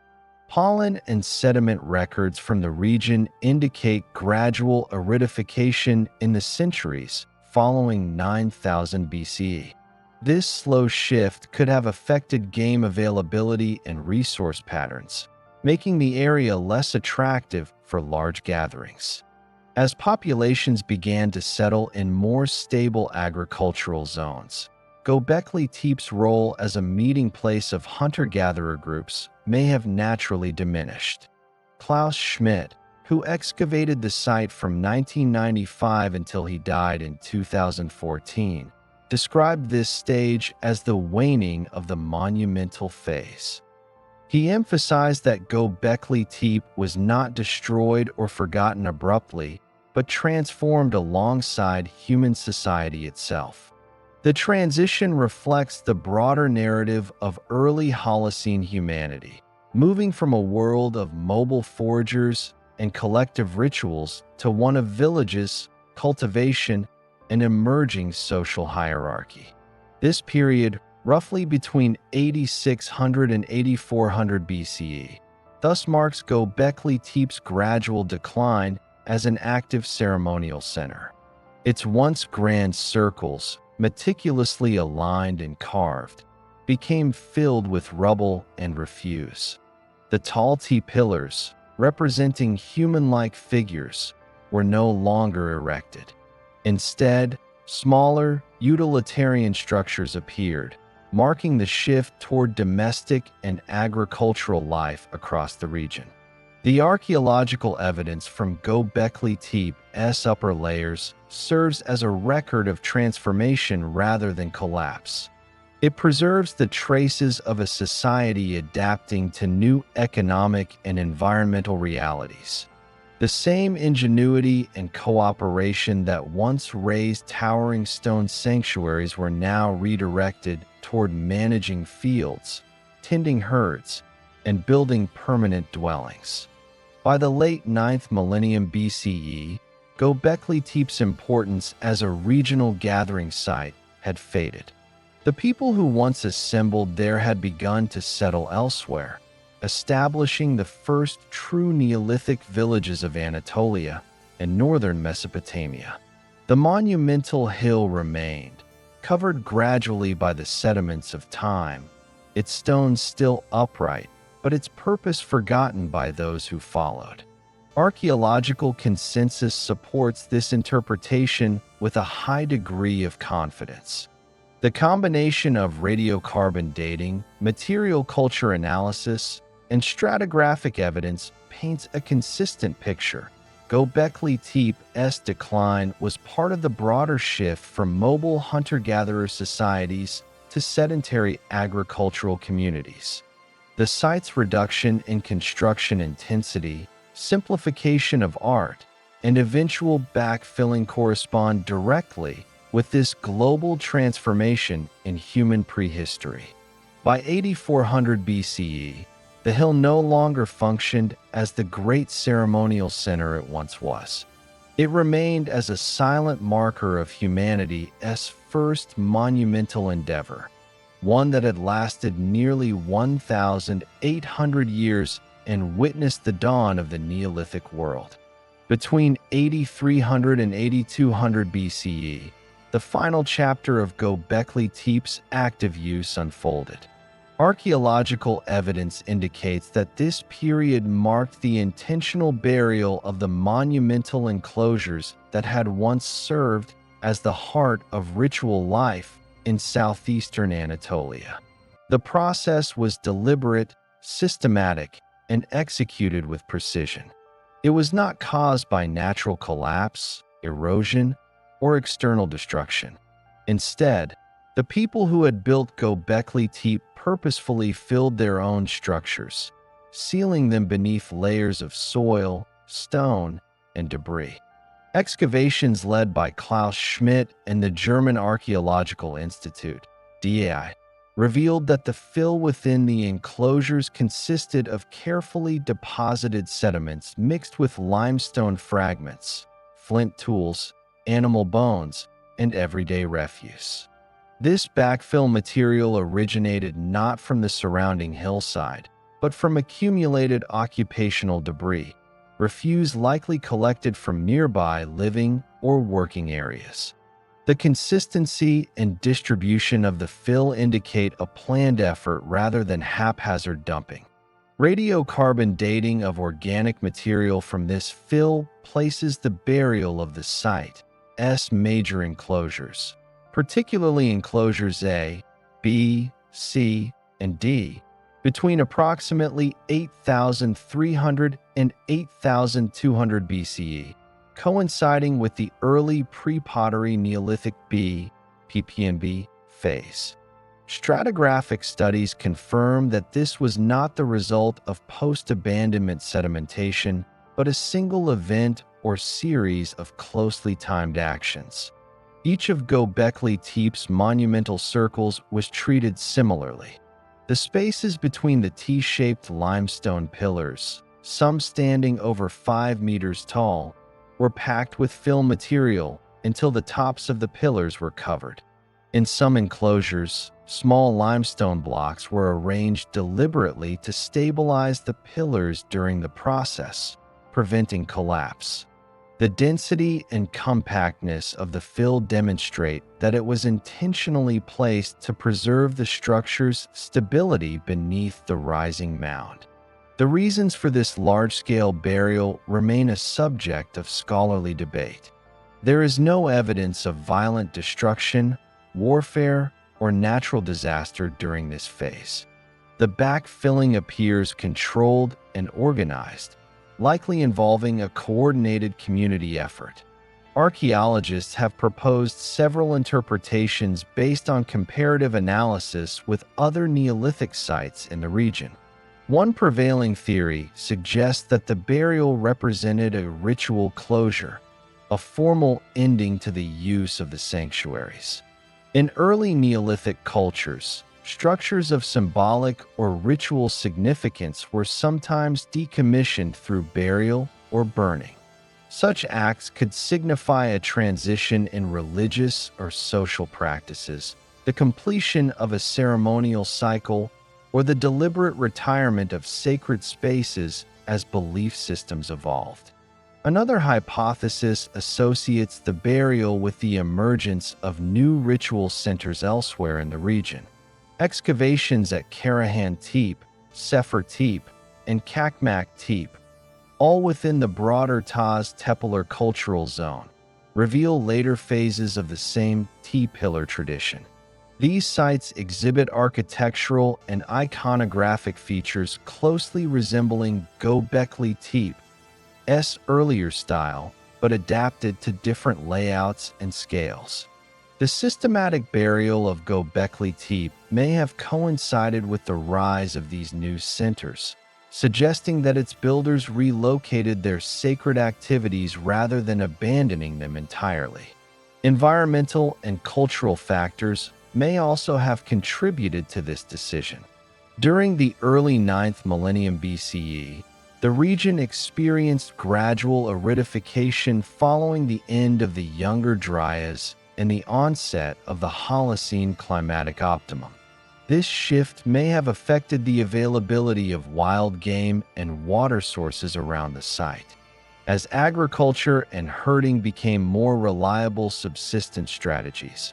Populations likely moved toward more fertile lowlands, reducing the practicality of maintaining large communal sanctuaries in marginal upland zones.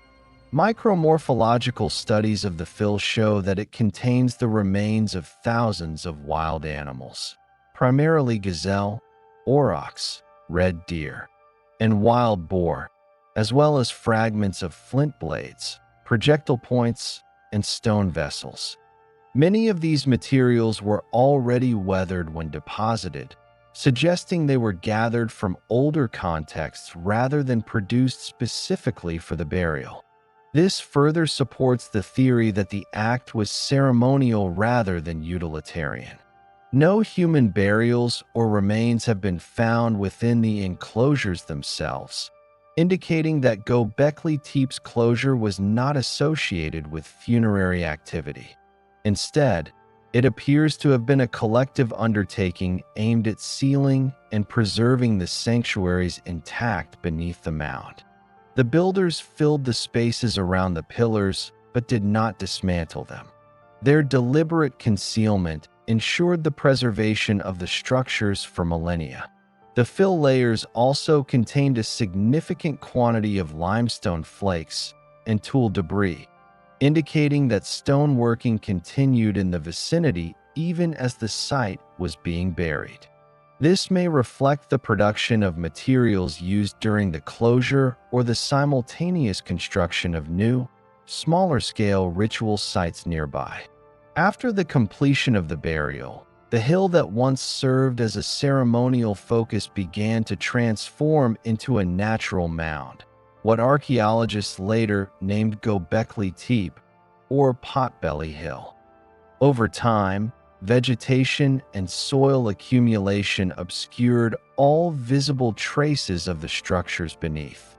By 8200 BCE, the site had effectively disappeared from view, its monumental pillars hidden beneath more than 10 meters of packed debris and earth.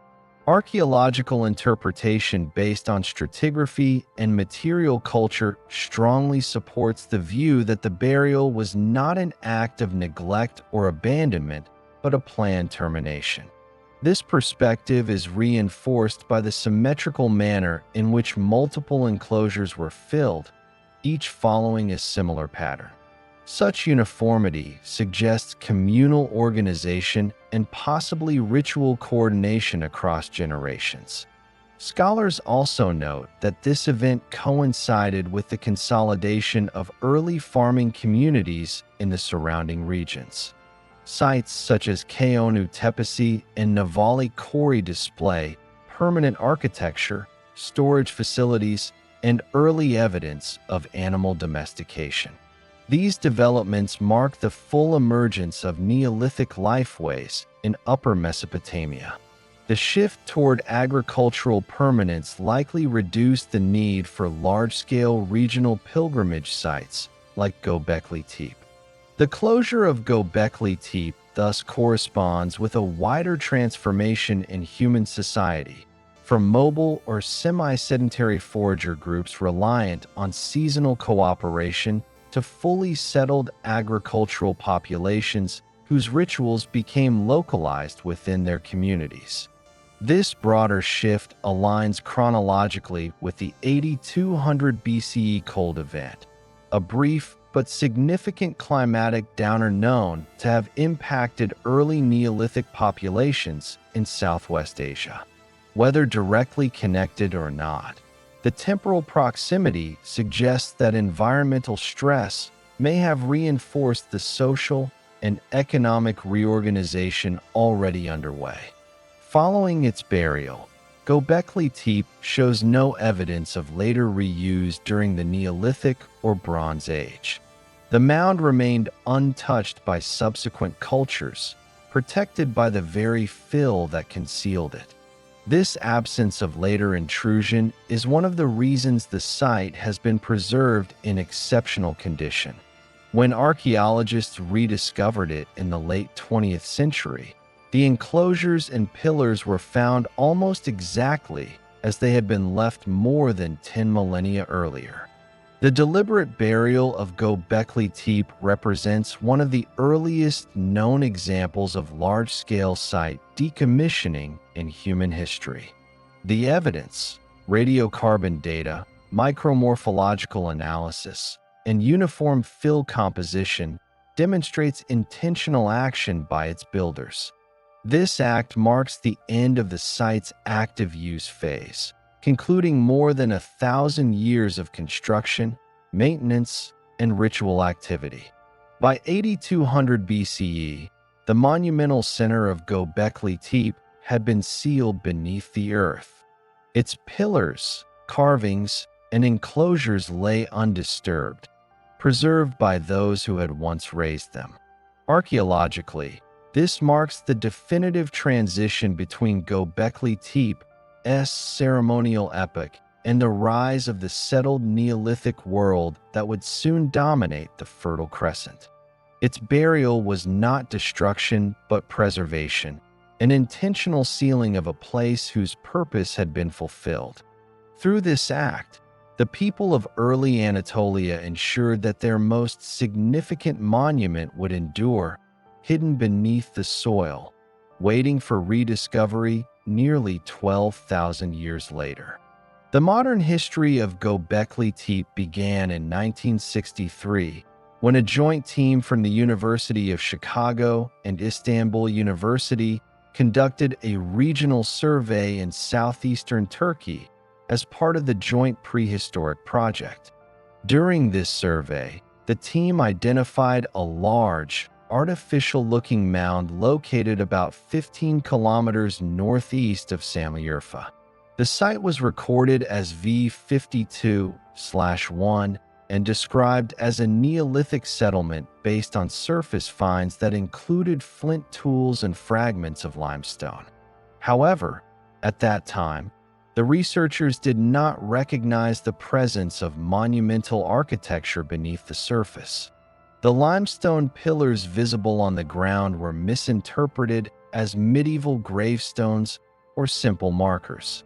For the next 3 decades, Göbekli Tepe remained largely unexamined. The mound attracted occasional attention from locals and amateur archaeologists, but was not excavated. Its true nature remained unknown until 1994 when Klaus Schmidt, an archaeologist with the German Archaeological Institute, Deutsches Archaeologisches Institut DAI, revisited the site after working at Navali Quarry, a nearby early Neolithic site that had recently been submerged by the Ataturk Dam. Schmidt recognized the similarities between the carved limestone fragments at Göbekli Tepe and those he had seen at Navali Quarry, particularly the distinctive T-shaped pillars. In 1995, Schmidt and the DAI, in collaboration with the Şanlıurfa Museum, began systematic excavations at Göbekli Tepe. The first trenches revealed a sequence of monumental stone enclosures buried under meters of soil and debris.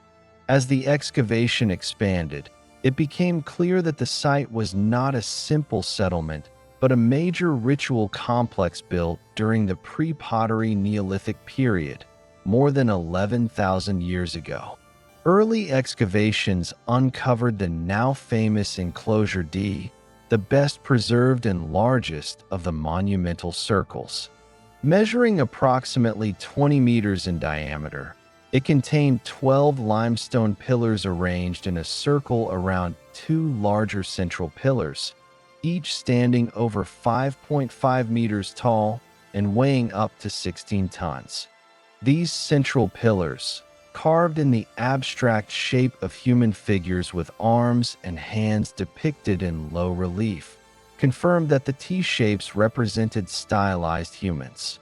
This discovery transformed the understanding of early Neolithic culture, demonstrating that complex symbolic expression and monumental architecture existed long before the advent of agriculture or pottery. Subsequent excavations uncovered additional enclosures, designated A, B, and C, each with similar layouts and decorated pillars. Carvings included animals such as snakes, foxes, boars, vultures, cranes, and scorpions, as well as geometric motifs. The style and consistency of the carvings across different enclosures indicated a shared symbolic system maintained over centuries. Radiocarbon dating of organic materials found in the fill layers and sediments placed the earliest construction at around 9,600 BCE, aligning with the Pre-Pottery Neolithic A, PPNA, period. This made Göbekli Tepe the earliest known monumental structure built by humans. Stratigraphic analysis also revealed that the site continued to be modified and reused during the Pre-Pottery Neolithic B, PPNB, up to about 8,200 BCE, when it was deliberately buried. Throughout the late 1990s and 2000s, Göbekli Tepe became a major focus of prehistoric archaeology. The findings challenged existing theories about the sequence of human cultural development. Previously, archaeologists had assumed that agriculture and permanent settlement led to the rise of organized religion and large-scale architecture. Göbekli Tepe demonstrated the reverse sequence. Monumental ritual construction preceded agriculture, implying that religious or communal organization may have motivated early people to cooperate on large projects. Excavations also uncovered smaller structures, workshops, and tool production areas around the main enclosures. These discoveries suggested that the site functioned as a regional ceremonial center, attracting groups from across Upper Mesopotamia. The people who built and used Göbekli Tepe were hunter-gatherers, yet they possessed advanced stone carving skills and the social coordination required to quarry, transport, and erect multi-ton limestone blocks without metal tools or draft animals. After Klaus Schmidt died in 2014, excavation and research continued under the direction of Lee Clare and other members of the DAI, in partnership with Turkey's Ministry of Culture and Tourism and the Şanlıurfa Museum. Fieldwork expanded to include the surrounding landscape, identifying a network of related Neolithic sites collectively known as Taz Tepeler, Stone Hills. These include Karahan Tepe, Sefer Tepe, Çakmak Tepe, and Harbutsuvan Tepesi, among others. Each of these sites contains variations of the T-shaped pillar tradition, showing that Göbekli Tepe was part of a broader cultural phenomenon that extended across southeastern Anatolia. Technological advances such as ground-penetrating radar, GPR, magnetometry, and LiDAR have revealed that only about 5% of the site has been excavated. Subsurface surveys indicate the presence of more than 20 additional enclosures still buried within the mound. These findings suggest that the visible monuments represent only a small fraction of Göbekli Tepe's full extent. Excavations have also documented an abundance of lithic artifacts, particularly flint blades, scrapers, and projectile points, indicating intensive tool production. No evidence of permanent domestic structures, hearths, or food storage has been found within the main enclosures, supporting the interpretation that the site was primarily ceremonial rather than residential. Detailed zooarchaeological analysis of faunal remains confirms that the people who used the site subsisted mainly on wild game, including gazelle, aurochs, onager, and red deer. Plant remains consist primarily of wild cereals and legumes, suggesting that cultivation had not yet been adopted on a significant scale during the early phases of activity. In 2018, Göbekli Tepe was inscribed on the UNESCO World Heritage List, recognized for its outstanding universal value as the earliest known monumental complex in human history. The same year, Turkey's Ministry of Culture and Tourism designated 2019 as the Year of Göbekli Tepe, promoting it as a symbol of early human creativity and cooperation. A modern protective shelter was constructed over the excavated areas to safeguard the exposed pillars from erosion and weathering. Ongoing research at the site focuses on several key questions: how the builders organized labor, how they transported, and carved massive limestone blocks, the symbolic meaning of the animal motifs, and the social role of the site within the broader context of early Neolithic society. Geochemical sourcing of stone and isotopic studies of faunal remains are helping to reconstruct the movement of materials and people associated with Göbekli Tepe. Recent interdisciplinary studies have also examined the site's astronomical orientation. Some researchers propose that the arrangement of pillars and enclosures may reflect alignments with celestial bodies or seasonal cycles. However, these interpretations remain hypotheses and are not universally accepted within the archaeological community. The prevailing view remains that Göbekli Tepe's primary purpose was ritual and symbolic, associated with shared ceremonies rather than scientific observation. Göbekli Tepe continues to redefine the understanding of early human civilization. Its rediscovery and excavation revealed that organized construction, symbolic communication, and large-scale cooperation existed more than 11,000 years ago, thousands of years before the development of cities, writing, or metallurgy. Each excavation season provides new data that refines the chronology and expands knowledge of the site's cultural and environmental context. Today, Göbekli Tepe stands as one of the most intensively studied prehistoric sites in the world. Its monuments, carvings, and stratigraphy provide direct evidence of the transition from mobile hunter-gatherer groups to the first communities capable of long-term architectural planning. The work initiated in 1995 continues under strict conservation standards, combining archaeological excavation with digital documentation, 3D scanning, and environmental monitoring. The rediscovery of Göbekli Tepe has fundamentally altered the timeline of human development.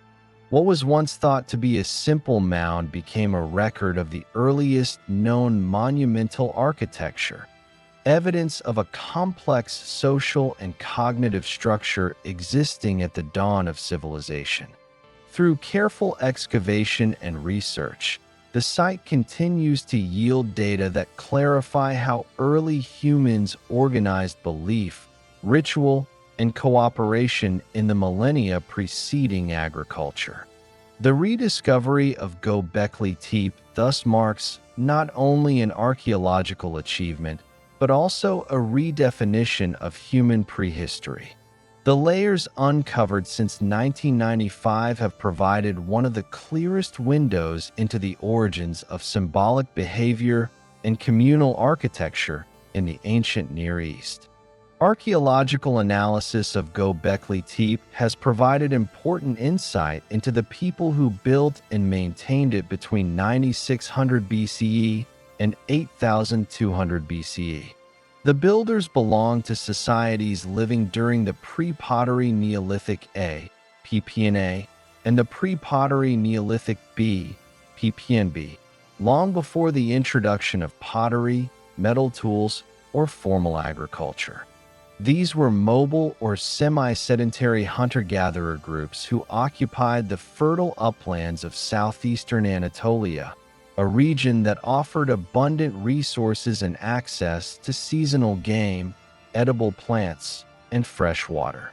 At the time, the environment around Göbekli Tepe differed greatly from the modern semi-arid landscape. Paleobotanical and faunal studies indicate that the area supported open woodland and grassland ecosystems, dominated by oak, pistachio, and wild cereals. Seasonal streams provided water sources, and large herds of gazelles, wild cattle, aurochs, and onagers roamed the region. This rich environment allowed for relatively dense populations of foragers who could return repeatedly to favored sites. Evidence from the stone tools and faunal remains suggests that the communities who constructed Göbekli Tepe were organized and skilled in resource management. Flint industries at the site show standardization in tool production, with large numbers of projectile points, blades, scrapers, and burins. The lithic typology is consistent with that of nearby contemporaneous sites such as Halland Semi, Jerf El Elmar, and Navali Quarry, indicating a shared cultural tradition across Upper Mesopotamia. The organization required to quarry, shape, and erect the massive T-shaped limestone pillars demonstrates an advanced level of social coordination. Each pillar was carved from local limestone using stone hammers and picks made from harder rock, likely basalt. Quarry marks found in the surrounding area show that stone blocks were extracted from bedrock and dragged to the construction site. Some of the largest pillars weigh 10 to 20 tons, implying that dozens of people were needed to move each one. Experimental archaeology suggests the use of ropes, wooden sleds, and earthen ramps. No evidence of domestic dwellings has been found within the main monumental area, supporting the view that Göbekli Tepe was not a permanent settlement but a regional gathering center. Archaeologists believe that various hunter-gatherer groups from the surrounding region assembled periodically to participate in shared construction, ritual activities, and feasting. The scale of organization implies a system of social cooperation that was not based on centralized authority, but on shared belief and collective effort. Analysis of animal bones recovered from the site provides strong evidence for large-scale feasting events. The remains of gazelle, wild boar, aurochs, and birds were found in concentrated deposits, many bearing cut marks that indicate butchering. Some layers contain thousands of bones from a single species, suggesting the consumption of large quantities of meat at once. The discovery of stone vessels, mortars, and grinding stones indicates the processing of cereals, possibly to make gruel or early forms of fermented drinks. Chemical residues from limestone basins have provided traces consistent with fermentation, although the interpretation remains under study. These communal feasts may have served as both social and ritual gatherings, reinforcing bonds between groups and maintaining shared traditions. They would also have provided the labor force necessary for construction. Seasonal gatherings of this scale demonstrate that even without agriculture or permanent settlements, humans of this period could coordinate large projects over extended periods of time. The question of who organized or directed such activities remains unresolved. The absence of clear signs of social hierarchy, such as elite residences or differential burial practices, suggests that leadership may have been temporary and situational, based on ritual roles rather than inherited power. The monumental enclosures, each with 2 central pillars, may have represented specific groups or lineages, with gatherings structured around their construction and use. The carvings on the pillars reveal additional details about the worldview of Göbekli Tepe's builders. The reliefs depict a consistent range of animal species, primarily predators and scavengers, such as snakes, foxes, vultures, and scorpions. These images were chosen intentionally, and their repetition across multiple enclosures indicates symbolic importance. While the exact meaning remains uncertain, many archaeologists interpret the carvings as part of a ritual system concerned with death, transformation, or protection. Microscopic analysis of the carvings shows that they were made using stone chisels and abrasives, with considerable skill. The uniformity of execution across enclosures suggests a specialized group of artisans who were familiar with symbolic conventions. This implies the existence of skilled individuals dedicated to ritual or craft activities, marking an early form of social differentiation within otherwise egalitarian communities. The surrounding areas of the site contain smaller structures interpreted as workshops and temporary shelters. Concentrations of flint debris and stone fragments indicate on-site tool production. Grinding stones and mortars found in these peripheral zones were likely used to process grain and pigment. Analysis of pigment residues has confirmed the presence of red ochre, a mineral commonly associated with ritual symbolism in prehistoric contexts. Göbekli Tepe's builders also appear to have maintained connections with neighboring regions. Obsidian artifacts found at the site have been traced through geochemical analysis to sources in eastern Anatolia and the Bengal Mountains, over 150 kilometers away. This indicates long-distance exchange networks for raw materials. Similarly, comparisons of stone tool styles and decorative motifs suggest regular contact with contemporaneous Neolithic communities in the Euphrates Basin and northern Mesopotamia. The scale and duration of construction imply that Göbekli Tepe served as a central focus for a broad cultural region. Hunter-gatherer groups may have converged at the site seasonally, bringing offerings, food, and labor. Such gatherings would have strengthened alliances, facilitated the exchange of goods, and promoted shared identity. The site's location, on a high limestone ridge visible from great distances, reinforced its role as a communal landmark. The construction and maintenance of Göbekli Tepe spanned several centuries, requiring sustained intergenerational effort. Stratigraphic evidence shows that earlier enclosures were gradually filled with debris and replaced by new ones. This indicates a cyclical process of renewal, with each phase of construction reflecting continuity in symbolic and social practices. As the pre-pottery Neolithic period progressed, subtle changes occurred in the material culture of the region. Grinding tools became more common, suggesting increased processing of wild cereals. Nearby sites such as Keonu and Muribit provide evidence for the beginnings of plant domestication. These developments occurred within the same cultural networks that included Göbekli Tepe, implying that the social cooperation fostered by such monumental centers may have played a role in the eventual transition to agriculture.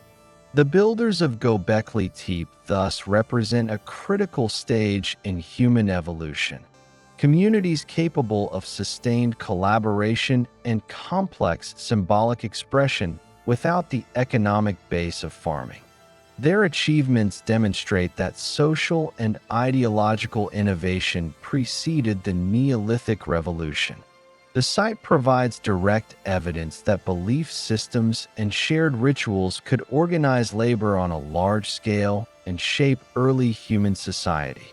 Today, analysis of residues, tool wear, and faunal assemblages continues to refine the understanding of these people's daily activities. The absence of domestic architecture, combined with the presence of specialized tools and ritual carvings, confirms that Göbekli Tepe was not a village but a ceremonial center built by mobile hunter-gatherers. Its construction represents a form of early social engineering, demonstrating that shared ideas and cooperation could precede formal political structures. The people who built Göbekli Tepe did not leave written records, yet their stone monuments preserve evidence of their organization, craftsmanship, and collective vision. Their achievement reflects a level of social complexity unexpected for the early Holocene and redefines assumptions about when humans first began to build monuments, cooperate in large groups, and express abstract symbolic thought through architecture. Göbekli Tepe occupies a central place in the modern understanding of how human civilization began. Dated to between 9600 BCE and 8200 BCE, the site represents the earliest known example of large-scale, purpose-built monumental architecture. Its discovery in the 1990s forced archaeologists and historians to reconsider the long-standing assumption that social complexity and religious institutions emerged only after the invention of agriculture and the rise of settled villages. Prior to Göbekli Tepe's excavation, the dominant model of human development suggested that organized religion and monumental construction followed economic surplus. Farming and animal domestication were believed to have produced the stable food supply that allowed for non-subsistence activities, such as temple building, artistic production, and organized belief systems. Göbekli Tepe overturned this sequence. Its builders were not farmers. There is no evidence of domesticated plants or animals from the layers associated with its earliest use. Instead, the inhabitants were foragers and hunters living in the late Pre-Pottery Neolithic A period, and they constructed monumental architecture several millennia before the earliest known urban centers. Radiocarbon dating, stratigraphy, and tool typology confirm that Göbekli Tepe predates established agricultural communities by roughly 2,000 years. Its builders operated within the same cultural horizon as other early Neolithic sites in Upper Mesopotamia, but achieved a scale of construction and organization unseen elsewhere at the time. This indicates that ideological or ritual motivations, rather than economic or political systems, were sufficient to mobilize large groups of people for complex collective projects. Archaeologist Klaus Schmidt and his colleagues proposed that Göbekli Tepe was primarily a ritual or ceremonial center, not a habitation site. Excavations revealed no hearths, no domestic refuse, and no permanent dwellings within the monumental zone. Instead, the site contains enclosures with massive T-shaped limestone pillars arranged in circles, some reaching over 5.5 meters in height and weighing up to 16 tons. Relief carvings of wild animals dominate the surfaces of these pillars, depicting species such as foxes, vultures, snakes, boars, and gazelles. The consistency of the iconography across multiple enclosures indicates a shared symbolic system. This uniformity suggests that the site functioned as a unifying focus for multiple groups spread across southeastern Anatolia and the northern Fertile Crescent. The communal labor required for its construction implies social cooperation on an unprecedented scale. This has led many scholars to suggest that Göbekli Tepe represents the ideological foundation for later complex societies, demonstrating that shared belief could drive human organization before the establishment of formal political or economic structures. Material evidence from Göbekli Tepe and related sites also suggests that these communal gatherings may have indirectly contributed to the origins of agriculture. Large-scale feasting, inferred from the enormous quantities of animal bones and the presence of grinding stones for processing wild cereals, may have increased the demand for stable food resources. Repeated gatherings at ritual centers would have required predictable food supplies, encouraging experimentation with the management and cultivation of wild plants such as einkorn wheat and barley. Genetic studies of early domesticated wheat varieties show that their wild ancestors originated from the Karakidag Mountains, located less than 30 kilometers from Göbekli Tepe. This geographical proximity supports the idea that the people involved in constructing Göbekli Tepe were part of the cultural network that later initiated plant domestication. In this way, ritual cooperation and shared ideology may have been catalysts for the Neolithic Revolution, the transition from hunting and gathering to farming and settled life.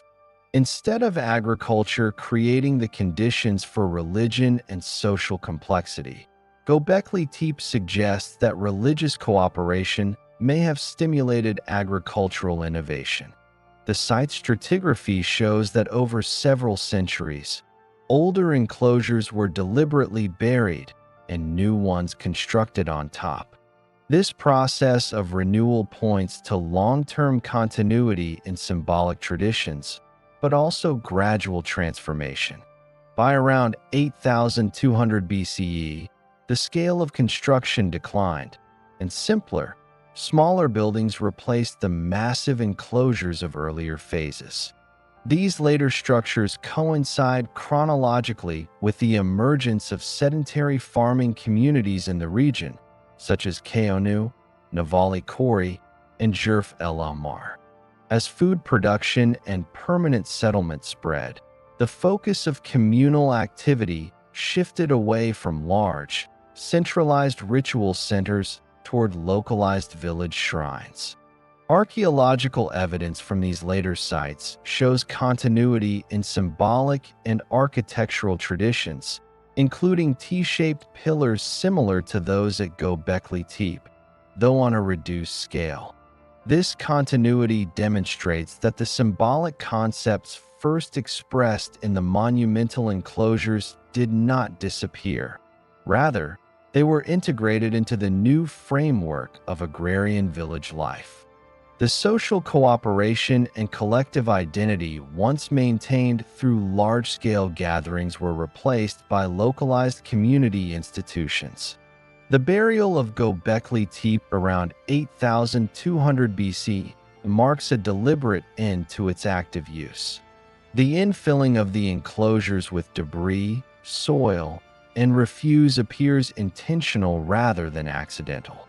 Archaeologists interpret this as part of a formal process of decommissioning, a ritual closure coinciding with significant cultural change in the region.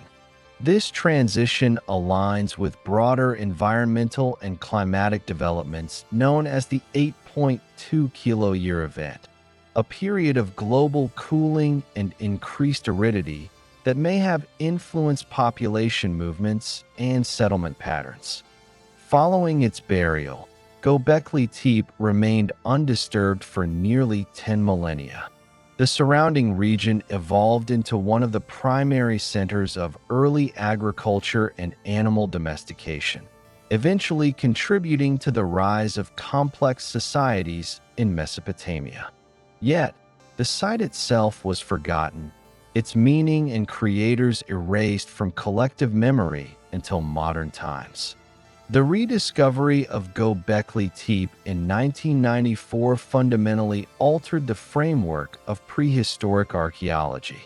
Before this, the earliest known monumental structures were thought to originate around 400 to 3500 BCE in Sumer and Egypt. The revelation that large-scale architecture existed more than 6,000 years earlier required a re-evaluation of human cognitive, social, and spiritual development. It demonstrated that symbolic thought and organized labor were well established long before urbanization or state formation. Academic research now views Göbekli Tepe as a key transitional site between the mobile foraging societies of the Pleistocene and the settled agricultural communities of the Holocene. It represents the emergence of collective identity, organized ritual, and planned construction, all fundamental components of civilization. The site also serves as a crucial case study in understanding how ideology can act as a primary driver of cultural evolution. In comparative terms, Göbekli Tepe stands at the beginning of a continuum that includes later ritual and civic monuments such as the temples of Eridu, the ziggurats of Mesopotamia, and the stone circles of Britain. Its builders established architectural and symbolic precedents that would resonate for millennia. The use of megalithic pillars, the emphasis on symmetry and enclosure, and the central placement of paired monoliths reflect design principles that reappear throughout early world architecture. Scientific studies continue to refine the understanding of Göbekli Tepe's chronology, function, and cultural impact. Radiocarbon calibration, microscopic residue analysis, and 3D mapping have confirmed the precision of the site Tepe's construction and provided new insights into its long-term use. Ongoing excavations led by the German Archaeological Institute and the Şanlıurfa Museum aim to uncover additional enclosures still buried beneath the mound, potentially doubling the known area of the site. Göbekli Tepe has been recognized as a UNESCO World Heritage Site since 2018 and is now preserved under protective shelters to prevent further erosion. It has become a focal point for research into the origins of complex society and the role of symbolic behavior in human evolution. Its discovery continues to influence theories of cultural development across archaeology, anthropology, and cognitive science. In historical terms, Göbekli Tepe demonstrates that the roots of civilization lie not only in material innovations, but also in the capacity for shared belief, collaboration, and planning. It shows that the creation of monuments, the performance of collective rituals, and the formation of symbolic identities preceded the economic systems that would later define urban life. Through its evidence, archaeologists can trace the earliest steps toward organized human culture and understand how ideas of sacred space and community cooperation shaped the trajectory of human history. By around 8,500 BCE, the great enclosures of Göbekli Tepe were already several centuries old. The people who once gathered to carve pillars and raise monumental rings were changing. The wider region of Upper Mesopotamia was entering a new phase of the Neolithic period, known to archaeologists as the Pre-Pottery Neolithic (PPNB). Settlement patterns, tool production, and subsistence practices were shifting across the Fertile Crescent. Excavations show that activity at Göbekli Tepe during this time began to decline. Layers dating to the later phases contain fewer large-scale construction works. The most striking change is the intentional backfilling of the great circular enclosures. Archaeologists have found that the spaces between the pillars were gradually packed with a mixture of stone debris, animal bones, and small artifacts. Radiocarbon dates from these fill layers fall between c. 8400 BCE and 8200 BCE. This process was not caused by natural erosion or collapse. It was done deliberately by human hands. The reasons remain debated, but the physical evidence is clear. Each enclosure was systematically buried, sometimes while the pillars were still standing intact. The fill material came from the immediate surroundings, suggesting a large communal effort. It was not an act of destruction, but rather a controlled closure of a sacred or social space. Similar patterns of deliberate abandonment have been recorded at other early Neolithic sites, such as Jerf El Amar and Navali Kori, indicating a regional practice of retiring structures that had fulfilled their purpose. During this period, the people of the region were adopting new forms of life. Permanent villages appeared in the valleys of the Euphrates and Tigris, with rectangular houses, lime-plastered floors, and storage facilities. Archaeobotanical studies show increasing reliance on domesticated cereals, including early forms of wheat and barley. Faunal remains indicate the beginnings of animal management, particularly of sheep and goats. The mobile hunter-foragers who once built Göbekli Tepe were transforming into early farmers. These changes correspond with environmental data from the Younger Dryas, Holocene transition. The climate was becoming warmer and more stable after millennia of fluctuation. This stability encouraged plant cultivation and longer residence at fertile sites. Communities no longer needed to gather seasonally at a central ritual ground. Social and spiritual life became rooted in local settlements. Archaeological surveys on the limestone plateau around Göbekli Tepe have identified smaller, contemporary sites such as Karahan Tepe, Sefer Tepe, and Hamzin Tepe.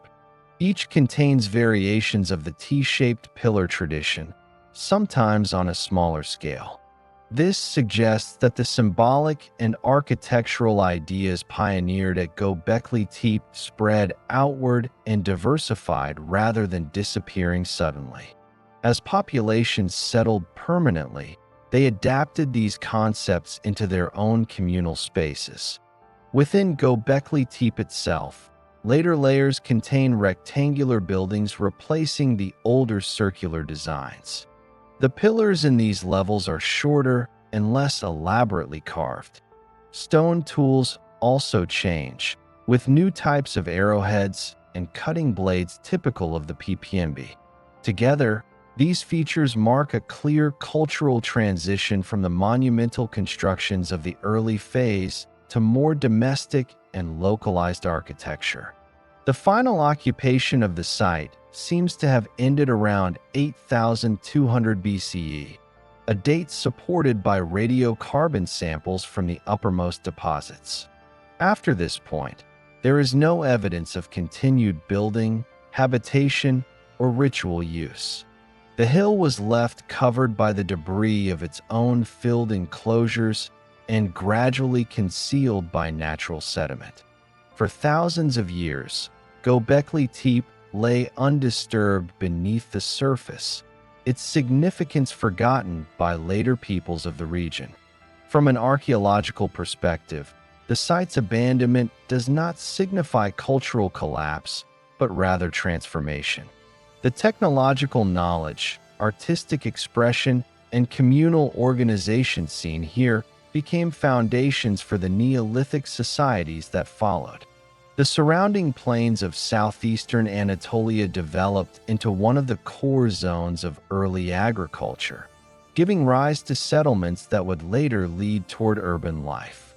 Scientific studies, including isotopic analysis of human and animal remains, indicate that the communities involved in Göbekli Tepe's construction maintained extensive regional networks.